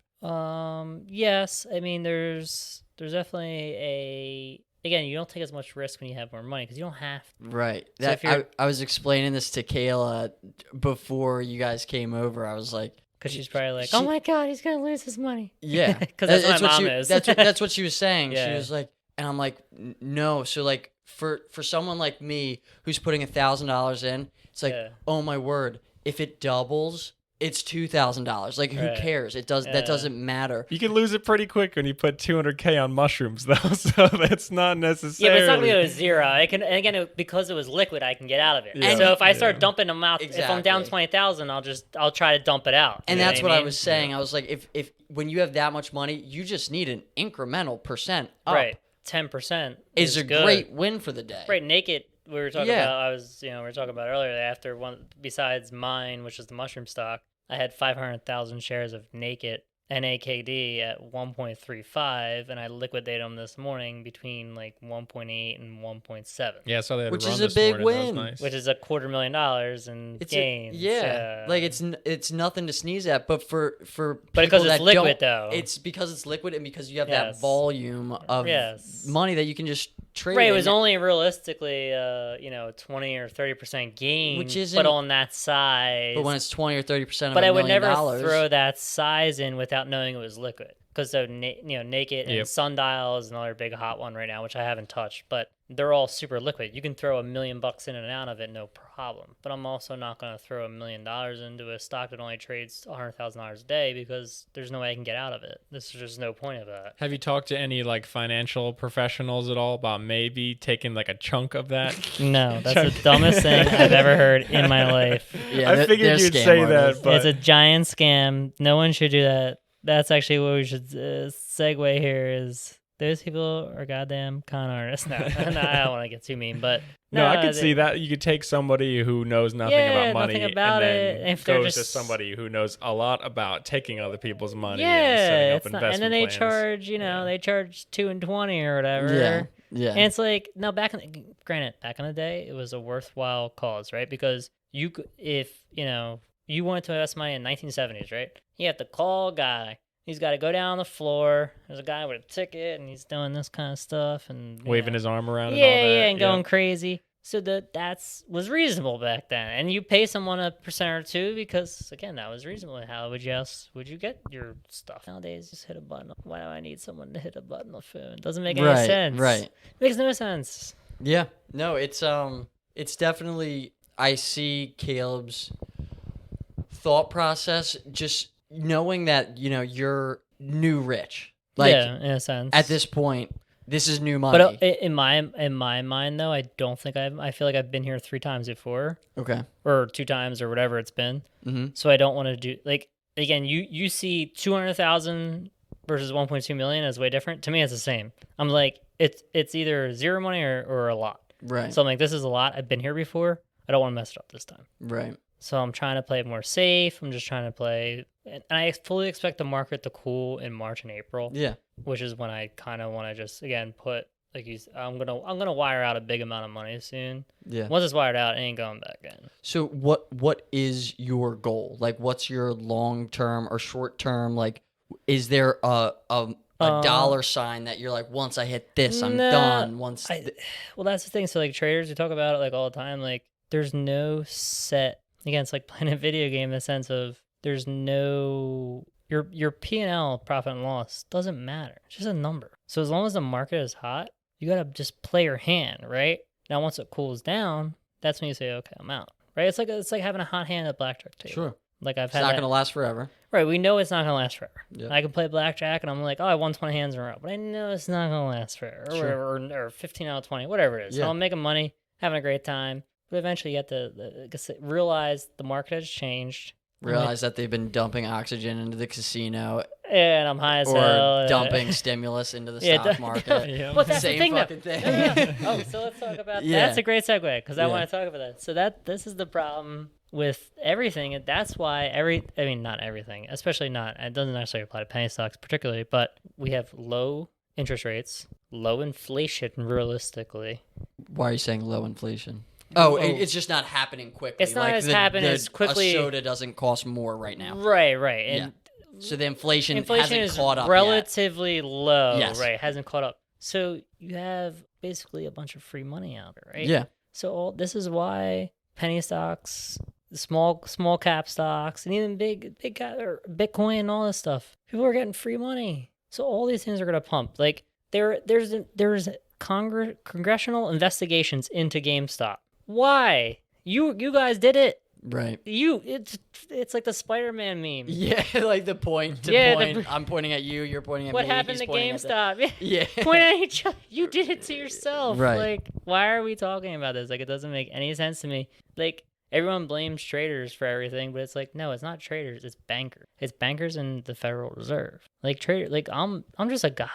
Like, Yeah. I don't control policy. No. I just hit a button, buy and sell. Yep. And 99% of people are like me. Now, the people that are bankers and then Federal Reserve guys, that's their problem because they have an in. Like, that's a whole nother conversation for another day. Yeah, I would Yeah. like to see like kind of the long-term effects. Like, of course, like in hindsight, we'll see like the effects of what is happening now, what it's going to do to the economy, and of course, everyone is sitting around now That's what I'm asking worried about. what's going to happen in the next few months, what's going to happen in the next few years. Like nobody knows, of course, Yeah. because like at any sort of time that things start getting choppy, the government could just whip out those printers and then blast the economy Right, with more but then- money. And then it just kicks the can down the road. So then it's Yes, another question. effectively. Okay, now when? But eventually, you can't. Yeah, it can't last. It can't last forever, Exactly. and eventually, it's gonna just snowball itself. It'll come to the point where Well- other countries don't value our dollar the way that we do. And- Which how It's that already been hasn't happening. already happened. Already slightly. Like, even with Canada now, like when I was a kid, you could go up. They always like, oh, you go up fishing up there for a week or take vacation up there. Because they would actually give you better rates than here. Like, here $700, up there was like 1,000, right? So Yeah. you could actually get better rates up there. That's the complete other way. Even the euro, same thing. Mm-hmm. We've been to Germany and the same thing. You take 1,000 over there, you're like, you get, I mean, granted, though, at the end of the day, all of those countries are all doing the exact same thing that the U.S. that's the is only doing. thing that keeps us alive. Exactly. That's what I was going to get at. That's was a that good point. Everyone's so into printing money right now that it's a race. It's the hottest new fad right now. It what literally a stupid fad. it's the it's being all- the fastest slow kid in the race or whatever you want to call Yeah. it, in the sense of like Yeah. no one's a loser because everyone's a loser. Yeah, it's- Which is totally unfortunate. No, that's totally how it is. That's But so there's funny. there's no like no one's a loser because Well, everyone's they a had loser. a- That's perfect. in Nigeria today, the guy said in the Senate, he's like, yeah, our money's not worth anything because Bitcoin messed it all up. I'm like, no. Bitcoin didn't mess it up. You messed it up. yeah. You just kept printing money, And what happens when you just print money? It comes not worth anything. Yeah, I feel like a lot of, especially like third world countries that have currencies that are run by their own government, like I'm not saying like all third world countries' governments are corrupt, but it's an easy thing to corrupt just because the infrastructure and the power required to corrupt is a lot lower than a country like the size of the United States. I agree in So, some aspects, but I'm it's also definitely way like- disagreeing with you in others. Well, I mean, yeah, I'm not saying U.S. isn't corrupted. okay, that's all I was saying. yeah, Thank you. We're all there. We're all there. But what I was Yeah. getting at is just that because these governments have these currencies that could be either way inflated or just weak Yeah, and they're have their definitely own problems, right. they're going to be the first ones to go to sure. cryptocurrencies because I think 100%. possibly the dollar may be the last one to go just because of Right its now, it's the dominance. strongest. Yeah, well, right now, if you just look at a ranking, I would say, well, even because the problem is petrodollar. Well, yeah, they have the Oil's world based- reserve the world currency and reserve's all currency, that. It's the exactly. infrastructure is set up so the U.S. dollar is the dominant world currency. Which is nonsense because it's not course. backed by anything. Of course, yeah, it's not real, but at the end of the day, it It's not real. spends. So like, That was the Dogecoin meme. Did you see that meme today with the Dogecoin? It was like people buying Dogecoin. I tell my friends I'm buying Dogecoin, and the friends, it's not backed by anything though. It was like US dollar, and it was like that Yeah, one meme. I It's did looking see it. away. Looking away, yep. Yeah, I die every time I see that because Well, that's true though. it's Yeah. people It's don't. awful. People Most don't people get don't it. understand what money No, actually is, They and have it's just paper. It's literally just paper. it's just. I mean, not even that. Only a tiny fraction of dollars are even paper. You know what I mean? It's like actually Well, it's mostly electric digital. funny money. You know, Yeah. it's not even real. Well, they so- said they flat out said when they asked Jay Powell, that was like I don't know if it was Jay Powell, but I forget who it was. 2008. They're like, how do you make more money? When they give a stimulus, well, how do you make more money? It's like, well, we just go on the computer and add a few more zeros. What? Yeah. That should not be possible. yeah. Right. What And- do you mean you add some more zeros? And at least in our perspective, like we just gotta. I mean, Jake and I, we talk about this pretty often, like how we can hedge ourselves against like downturns in the gold, future. silver, Bitcoin, And Real estate. real estate for sure. yeah, and real estate, yes, Because, like, property is essentially It's always the same. required, and yes, it's a requirement, sure. so yeah, well, like we don't want to like say over leverage ourselves now so that we struggle in the future No. if things get better, or Yeah. like But- we don't want to miss out on good rates now if interest rates. No, get interest jacked rates are up. great. You definitely should take advantage. And of that's the interest thing rates. because we were talking about like your debt at this low interest rate with Yeah. the amount of inflation that's going on is one of the best assets you can have. Like Pretty on a much. 30-year fixed mortgage. Oh, it's ridiculous. You're paying $1,000 a month, but your house is growing and growing in value. Your rents are growing and growing with inflation. Like But And their payment what- stays the payment same. stays the What same for kind 30 of- years. what kind of concerns me though about Yeah. this is I feel like we're heading down the same path of 2008. Which is not a landlord's problem. It's a flipper's problem. Well, and it's not a short-term- landlord's problem if you're buying in cash. Not a landlord's What if you have a problem. mortgage? So let's say What- you have a well, how's it? What, No, so that's Maybe those I are don't know. pretty much by the wayside. The adjustable rate mortgage, the ARMs that went Yeah. up during the 2008 stuff. right, yeah. Everything's fixed now. The low interest rates. Yeah. It's whether the market tanks or not, it stays the same. Now, if I choose to sell my house in the middle of a recession, that's just a dummy on my end. What you were saying though was like, what about the loan itself? What's the risk of the loan defaulting and then you not having that money anymore? That's the reason why banks Well, get bailed out, is especially- so that those loans Well, stay especially solid. right now in the pandemic. That's what. Well, this is a good example. Is the pandemic. So let's say Jake owns a house. He's got a renter. Let's say a renter loses their job. They can't afford it. It's not they don't like you. They just can't afford rent. They're like, we don't have the money. Right. And now you're like, well, now I got to pay my mortgage, but I can't pay my mortgage because he doesn't have the rent. Right. So what's happened, and like me and Caleb have both been fortunate. Like I bought a duplex during the pandemic. I had 3 tenants, and then I got another one through the new place, all during the pandemic. I've been fortunate that no one has been late, no one's lost their job, Right. Everything's been fine. I think So that's I'm- kind of rare at this point. It's actually not though. it's not. It's where it's one point it's like 10%. where it's hitting is not the areas not the B and up class places. We're talking about like, all the investors that are in Pottstown and Norristown, Right. Philly, like Fishtown. the lower income Right, where right. now it's like, because that was a, before, like there was big apartment complexes Oh, it was that crazy. like one person would file a lawsuit against their landlord, and then like everyone's like, oh wait, you guys aren't paying, oh we're not going to pay, and then everyone decides to not pay. Yeah. And that's, I could go buy a 10-unit apartment building in a shitty area right now that like on paper cash flows great. Yeah. But if they can't pay, they can't pay. So that's where our strategy has been in like we're looking at the type of jobs. Like I was screening tenants geared towards right, who's can work from home, like right. that kind of stuff. And STEM, engineering, exactly. anything. Recession-proof jobs. Recession-proof job. Like I mean, even our friends, probably personally, I don't think any of my friends lost their jobs. Like, no, not that I can think of. My dad lost his job, but then he found another job. Like, right, and that's the thing. Like we're there's ways around every risk. So like when you have something like that, like fundamental of like, what if your tenant loses your job and like their job, like that is a terrible situation for you because like they're already down, and the thought of like evicting somebody who just lost their job, especially if they've been a good tenant, you know them personally, that's a terrible situation. So like, nobody ever wants to go through that. But like us as investors and landlords, we try and plan as much as we can to prevent that from happening. And we're also seeing for those people that it is happening to, that their mortgage payment is also being forgiven. And it's just being pushed back. Everything's being like at a pushback. And like, sure, people are like, yeah, but it's hurting the lifetime. Like time is what helps in real estate, and like I'm not paying my mortgage down, and whatever. It's at this point, whatever, right? I mean, what are you gonna do about right. it? It's what better are you gonna do It's about better it? than just being just betting on GME and pay it all off. Exactly. That could have worked better, right? Well, no, GME is terrible. Don't buy GME. Can't say that. So I wouldn't buy it. That's all I'm saying. Don't say don't buy it. I just wouldn't buy it. So that's a good segue too. Now this was such an awesome story. It's like definitely an anomaly. Even in these last couple weeks, we've seen a lot of people become millionaires. But like, you're my friend, and I saw my friend become a millionaire, which is right. It's more personal. Super cool. Exactly. It's right. super You see a guy cool online, you're like, we're hanging out in my apartment, yeah. chilling on the couch, and like, there's a millionaire sitting next to me. And he's the same old Paul too. Like it's the he same hasn't old changed. Paul. I'm in sweatpants and a hoodie right same now. Hoodie, same hoodie hoodie I've worn for 3 years now. And that's so cool. But now I want to take like, you got your big ups. For all the people who are now hearing the hype, me included, what should the newbies be doing?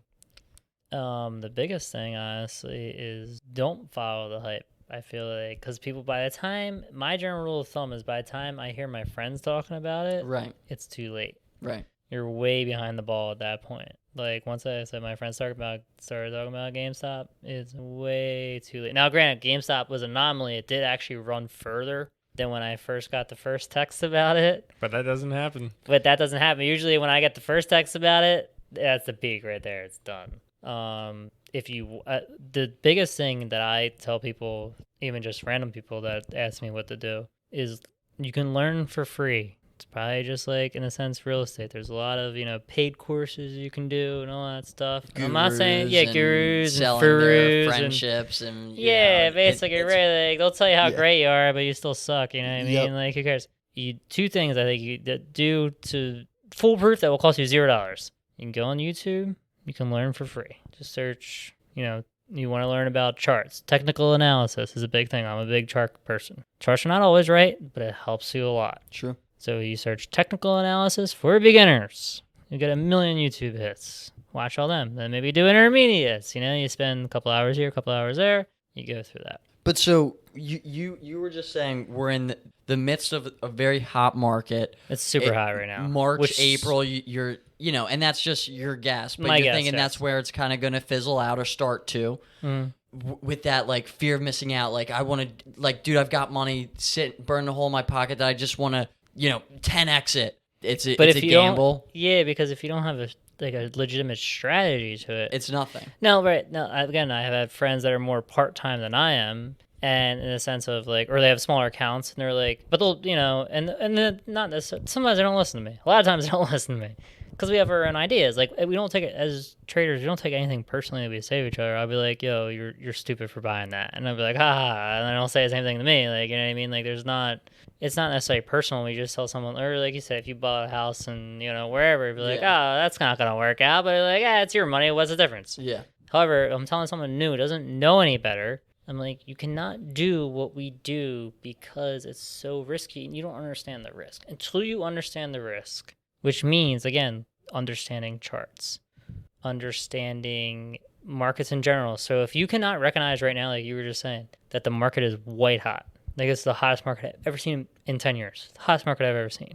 But if you just come into it, you're like, oh, the market's always like this. This is great. Yeah, right now, a monkey throwing a dart at a dartboard can make money, right? Anything, you just buy it and it'll probably go up. But then in 3 months, when it does cool down, and now you're still doing that same strategy, just like I talked about earlier, how I lost money early in my career. So do you see it the market following the pumped like stimulus and stuff like that? Yeah, so do you see that's like a good question. the last stimulus hitting and because Yes.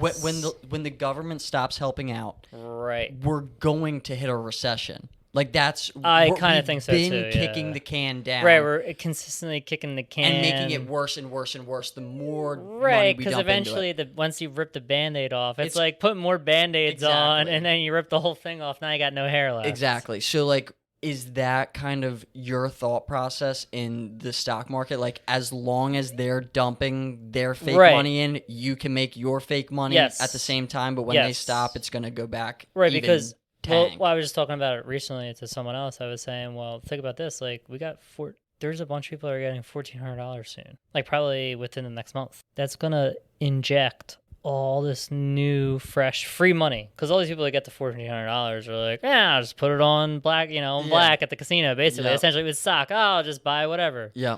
Especially with all the hype as well. Like we have Yeah. new levels of social media and mainstream media behind Right, it's the markets that are bringing it. crazy. Like I've never had so many people like talk to me about getting into stocks or We just Me had neither. It five blows my mind, Yeah. dude. we just had 5 friends including us like start a group chat today of like Yes. talking about stocks. Like today. I know. I'm in. Because- I'm in and then- multiple group with like people we know, like Yeah. personal friends of ours. look Yeah. at Wall Street Bets, like specifically like 2 Yes. million subs they To- were to 8, before. I think Yeah, it's to now. 8 or 9 And so- million so subs. now- in like, like 2 weeks. yeah, like insane volume of people getting with in that the market. social media connection, can you just be like a monkey listening to what Wall Street Bets and the social Yeah, media is saying it'll- and make money? Why not? It'll work. It'll work for a little bit. Yeah. Until it doesn't. Until it doesn't. And then meanwhile, the people who are more adapt to what's been going on, like me, like I said, I'm not necessarily. I think this market can continue as long as we get stimulus. But as soon as I see signs where we're getting a little shaky, I'm like, now I'm not gonna risk 200. Maybe I risk 50 instead. You know what I mean? Because then I can take, if it goes down 50%, I only lose 25. Right. What are you gonna do in like an actual like full blown like cold market like borderline recession? Like once the just- party actually stops, what do you plan on doing? Short everything. There you go. There's always a market for everything. Like in the sense of, that's a good thing about a stock market, especially if you know how to trade options. Like, yeah, if the market starts to dump, then some of my biggest gains have been on S&P put options. That has been some of my biggest gains in my life. So this is like genuinely, now I'm thinking about it, like for the timeline of what's Yeah. going on and what's happening, should people listening who are interested in making some money in the stock market start looking at those options? Like skip that beginning part, look into the shorts for the long term, for the recession that's going to happen, because we all see it happening. Would this be the Yeah, but time to start that's- looking into that? It's so hard to say because I've thought the market's been overbought now for like 5 years. Right. So I've been wrong for 5 years. So where you would have missed out on if you listened to me 5 years ago on I'm talking the big markets. Like I'm being Right. honest. I'm not talking about, TLRY or whatever, Yeah. or mine, or who cares. Yeah. But if you're talking about the S&P 500, I've been bearish on it since like 2015. So I would have been out like at this point almost probably 75% if you listen to me and just didn't have a position or whatever, you know what I mean? Like, because I still think like you said, they keep kicking the can, right? Right. quantitative easing has been going on Right. since 2012 or whatever But it's been. to go to your question, like, should you not learn about just buying shares and just go right to buying options? I think that's probably a bad idea. I think it's a really bad. I mean, if you don't, especially options are so more complex. Yeah, if you 100%. don't know what you're doing, And you hold shares, right? Do you like long hold like a set sometimes of your I'll do portfolio? both. It depends. Like Deep Fucking Value, that like he had shares and calls. Yep. You can definitely do that. There's nothing wrong with that. But if I position myself like that, I'm more heavy in stock because It's less an insurance risk. plan.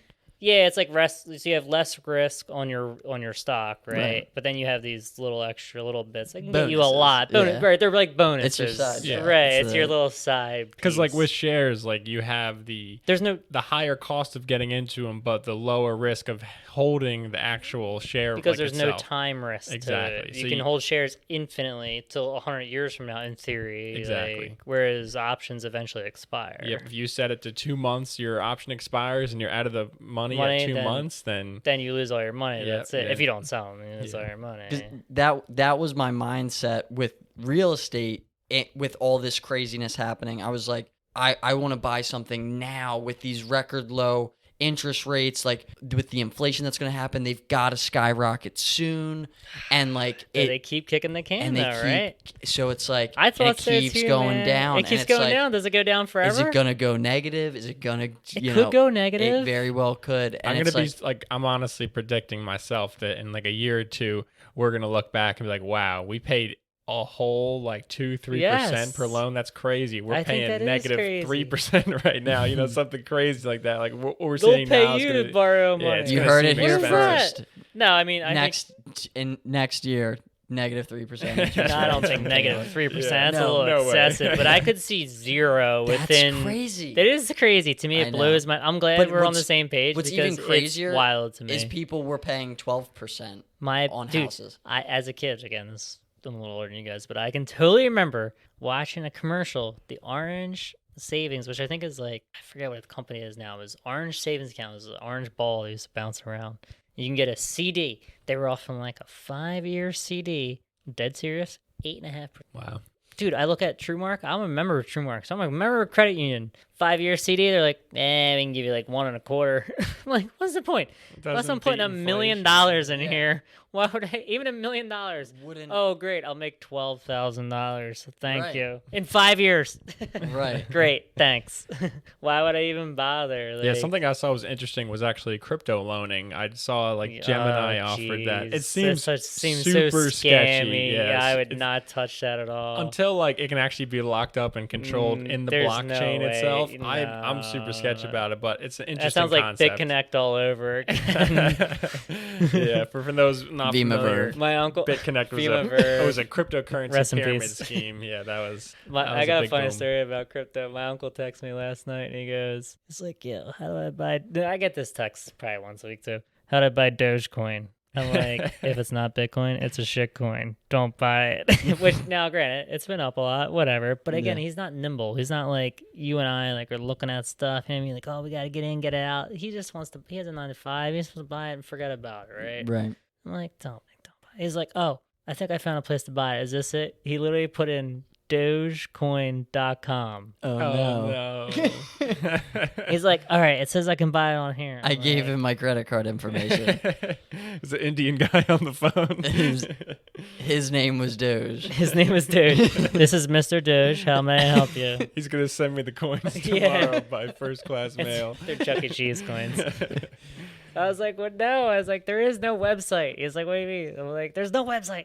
He's not even old. He's like, my uncle's like 42, something like that. Like, not even that old, but he was like still not enough to be. It's the same thing. If you don't know what you're doing, leave it alone, dude. You're better off just saving your money, you know, like, and learning about something first. Yeah, so like that's for resources. You're saying YouTube, going through there. Was there any Yeah, other big ones that like Infinite helped? knowledge. I mean, Twitter's huge for stocks and crypto. Really? Yeah, 100%. It's only because Just following the news. Yes, live so you wanna and kinda know- understanding. yeah, you want Maybe to I see should get Twitter again. basically where dumb money is flowing. That's Right. how I kind of use it for is like Well, I only follow like 100 people, right? But Okay. they're all professionals. And they're all retweeting other people, so I'm sure your feed's already full from that many. Right. So in a sense of for stock stuff especially, like because they're pros, like if they tweet something I'll at least check it out. Whereas if it's some Joe Schmo, I ain't even gonna look at it because I really don't care. But if it's like some guy I really particularly know and I'm like, all right, this guy knows what's up and he's like, yo, check this out, I'm like, all right, I'll check it out. But it's also good though because then you can check what he said. And then meanwhile, there's 100 other people that are saying it. And then Dumb Money starts talking about it after it. Then I'm like, all right, we want this. So, like, maybe a good first step is making a dumb stonk Twitter account. Like, not even mixing it. Because a lot of people listening, I'm sure, have their personal... Yeah, no, you don't want to... bullshit. No, yeah, Have yeah, your yeah. own Twitter No, my for stocks. Twitter is totally dedicated. Basically, the way I look at it is you want to mix it with... if you're going to do even crypto stocks, it applies the same way. And then news sources. So I do follow like Zero Hedge, Live Squawk, a bunch. There's other ones I can't even think of. But I follow like out of the 120 people I follow, I would say 20 of them are news sources and 100 of them are professional traders. And for our listeners, they can all follow you at... It's at SwingTrader21. SwingTrader21. But if you look up Paul Wall, I'm the guy with the ginger beard. I'm not the rapper from Houston. The rapper from Houston is not me. Maybe we should have him on too. he looks a little different. He's got some grills. You remember that song? But yeah, no, at SwingTrader21 is my Twitter. 21. Yes. And from my personal experience, Twitter is a great resource for news. I've probably about that's 4 what's or good 5 for. That's Twitter the only thing that's accounts. good for, like, in my mind, like, it's the best thing, like, instantly if you want to know news, but which is why it's good for stocks too, because news is what moves markets, right? Most of the time, yeah. Most of the time, sure. But I'm saying if you want to catch something quick, though, you want to know, like I said, if you follow, there's literally like Bloomberg, like all these that are totally free. Who are your top 3 like accounts that for anyone like listening? Who should I follow on Twitter? Investors Live, which is a guy named Nate. Nate Dogg. Yeah, Nate Dogg. Rest in peace. No, Investors Live he's a guy that's a stock trader. He doesn't really do crypto stuff, but he's very good with.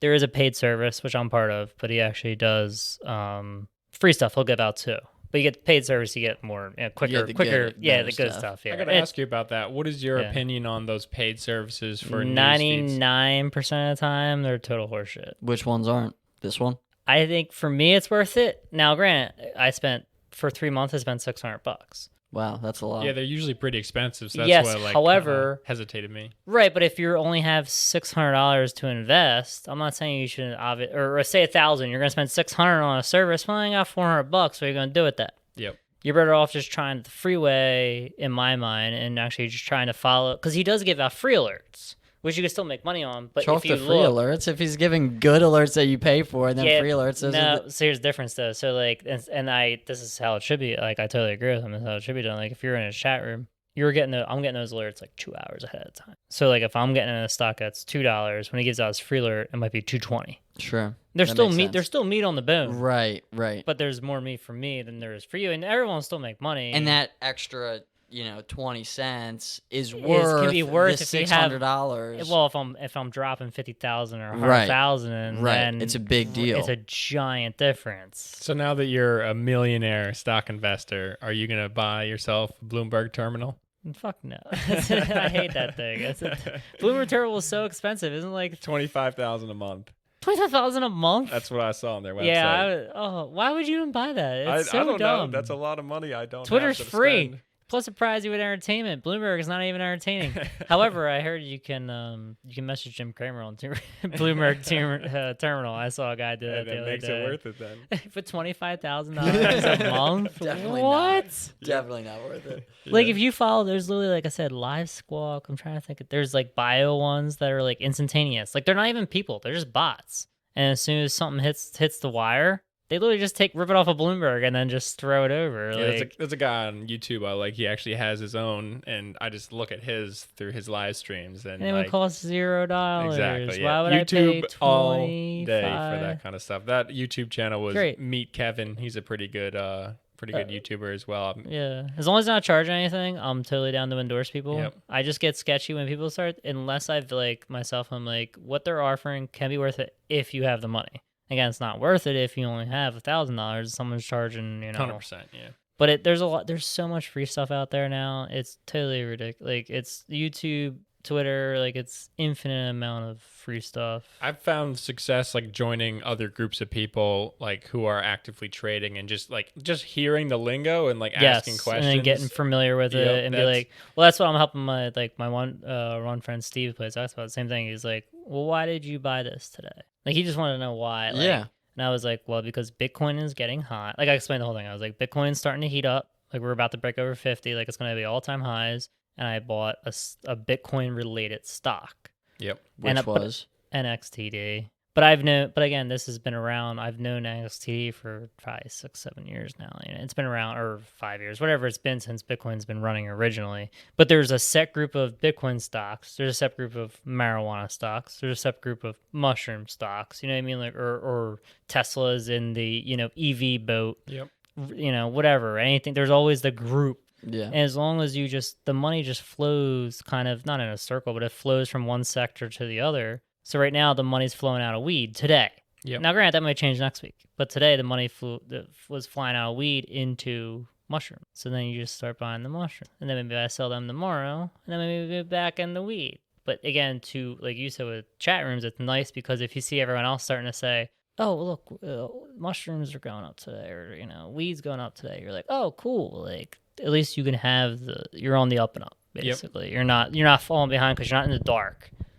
And especially that lingo as well, I feel like is really nice because when you hear, like, you see other people, like other traders talking about this kind of stuff. It's a foreign language. It's so hard to understand as a newbie. So just get to reading. I feel like books are really useful on top of YouTube just because they can, like, take a specific point like options trading and really hammer all the key specifics about it home, but versus like a slew of different YouTube videos. I'm not going to say one's better than the other. It's all up to the person, but whatever floats your boat there, just learning is super key there. Yeah, and it's unfortunate I can't remember what I watched, but I'm telling you, I looked up YouTube like one time.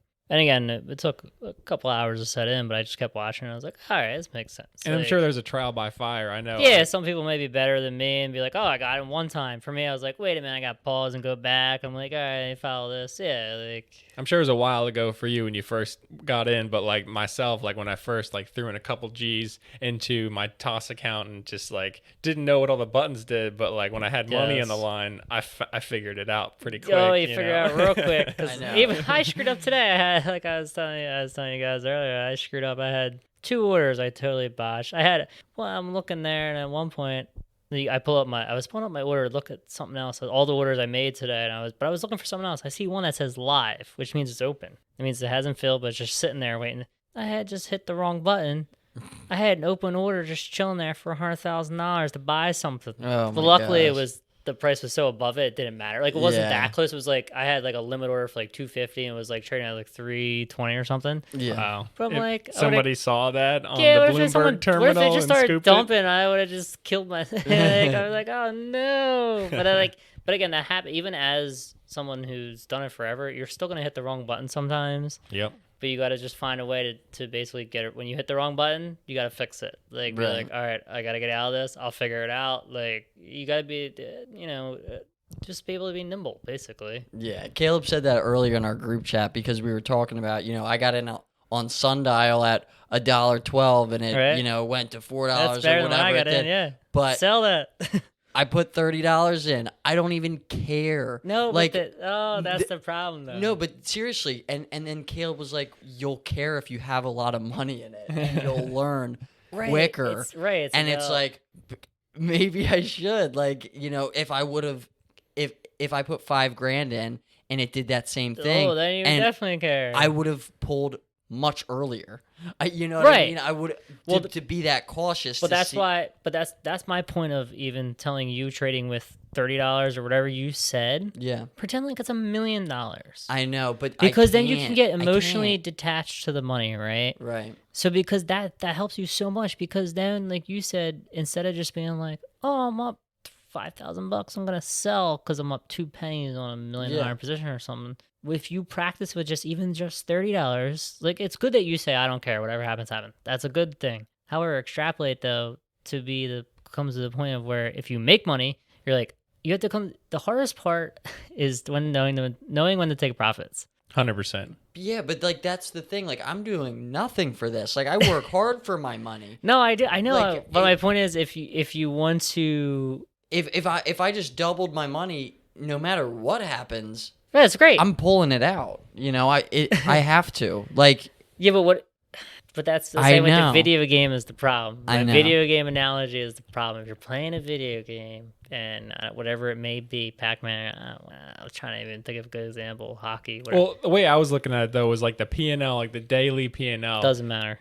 I know it doesn't, but like in my mind, like as I was seeing it, it just like made me think like if I can make a trade for like, you know, take me like 5 minutes or whatever at Yeah, 9:30, and then I see that trade went up, say $50 for the day. I just made that much more on top of my work amount of money I'm making. Yeah. Do you And, sell it then? And if it's a good sell, like Yeah, that's good. I don't always have day Gains trades are gains. lined up. But yeah, but gains are gains though. Exactly. You get 3 day trades a week if you have a margin account. Yep. So I mean you can use them sparingly. That's what I would suggest. So just use them very sparingly. Try to buy stuff later in the afternoon and sell them the following morning so you get around the day trade rule. My first day trade, I think, got net me like $3. I was like, I It's such a completely waste. wasted that No, day it's such a trade. waste. I know. Yeah. Now I'm No, like, all right, I got to use these When sparingly. when you're playing below 25, my general rule is I always try to find late, like not late afternoon, but say afternoon or 1 o'clock positions to get in around then that are trending up, and then I sell them the following morning because then you could basically you circumvent that rule where it doesn't cost you a day trade, and you're still, if it gaps up, you're still good, and then you Yeah, that even makes if a lot of sense. Yeah, like just like decreasing your time. Like you make a trade at 9:30 in the morning, right, you've they got to get hold old, yes, the whole essentially. day. Yeah. And think about this too. Even if you, like I said, at 1 o'clock, if you make that trade and it starts to go south on you, well, then burn 1 out of your 3. Yep. But then use them sparingly because that should only happen once a week, and then you're fine. Doesn't matter. And it's like a lot less movement, I feel like, later in the day than that first 9:30 Pretty much open. the trend. Yeah, well, yeah, 9:30 to like usually 10 or 11 is all hell's breaking loose. Yep. Usually, if you get a solid trend in the afternoon, the trend will generally continue. I don't want to say it generally, but generally it will Not continue. financial advice. Yeah, because then I'm like, oh, well, it's supposed to always go up, and it doesn't. It dies. So this has been our longest podcast. It's Oh, been God. awesome, and like Paul's full of this stuff. He's got a lot of knowledge and A lot of pl- experience. a too. lot of experience, which he's now in the process of starting his own podcast with another friend of ours, Dippy, and they're going to be taking this and going further. So, you know, we were talking about like, oh yeah, like we want to get you on like before Yeah, before this even before really this happened, because we knew he was the stock guy. It was him and Jordan are our 2 friends that do it, and we've had them both on now. And it's like we said in the other episode, we're focused in real estate, but we want to get our hands in stock. We're interested in money. Yeah, That's the point. Yeah, me too. Period. Like, yeah, I'm Period. totally interested in real estate if it's gonna make some money. Exactly. So like, and you know, Paul has done very well, and we want to kind of bring our audience now to whoever's interested in learning more about this than me asking just like dumb questions about like, yo, dude, I don't get it. Like, you know, and like really get into it. Like, there's going to be that available. And so like, Do you guys have a name for your Yeah, that's podcast what yet? We've been looking at the one name we want. You have to buy, which is like $200. But back before I made the money, I was like, it's kind of expensive. Now I'm like, just give them the $300 or $200, whatever it is, like $250, call it a day. But I don't want to give a name out because we're not settled. We didn't file for LLC or anything yet. We're totally we got the equipment. We're somewhat ready to go, but we're still, a week or 2 away or whatever we are away. We'll definitely plug you guys when. Yeah, when and it then is we'll have ready, you and guys on. And, yeah. But it'll definitely be a fun stock time on our podcast talking about nonsense stocks. Yeah, Yeah. no, I'm looking. Paul's forward got to a it. lot of good ideas, I got some some fun ideas. stuff that's gonna make it. You know, there's the Entertaining. normal day-to-day stuff, and then there's the Yes. fun It'll stuff. be So educational plus entertaining at Mhm. times. which is all we can really ask for. Yeah, Correct. so thank you, Paul, for coming on. It's been Oh, awesome. thank you, guys. Lots of information, and Super sweet. Yep. hopefully Whenever. you can make some really good bets with this money you got going on, and Hopefully. just grow it up into something that would last you your lifetime, because that's a lump sum of money you got That's all there. we want. Well, IRS man's gonna take a while. Yeah, that's true. He's You coming. better- He's coming, dog. You He's better coming. hire a really good accountant. My account, I pay her $150 a year, $150. So You she might need a raise this year. I might have to give her $250. Maybe she'll help me out a little more. You may need a new one. Yeah, maybe.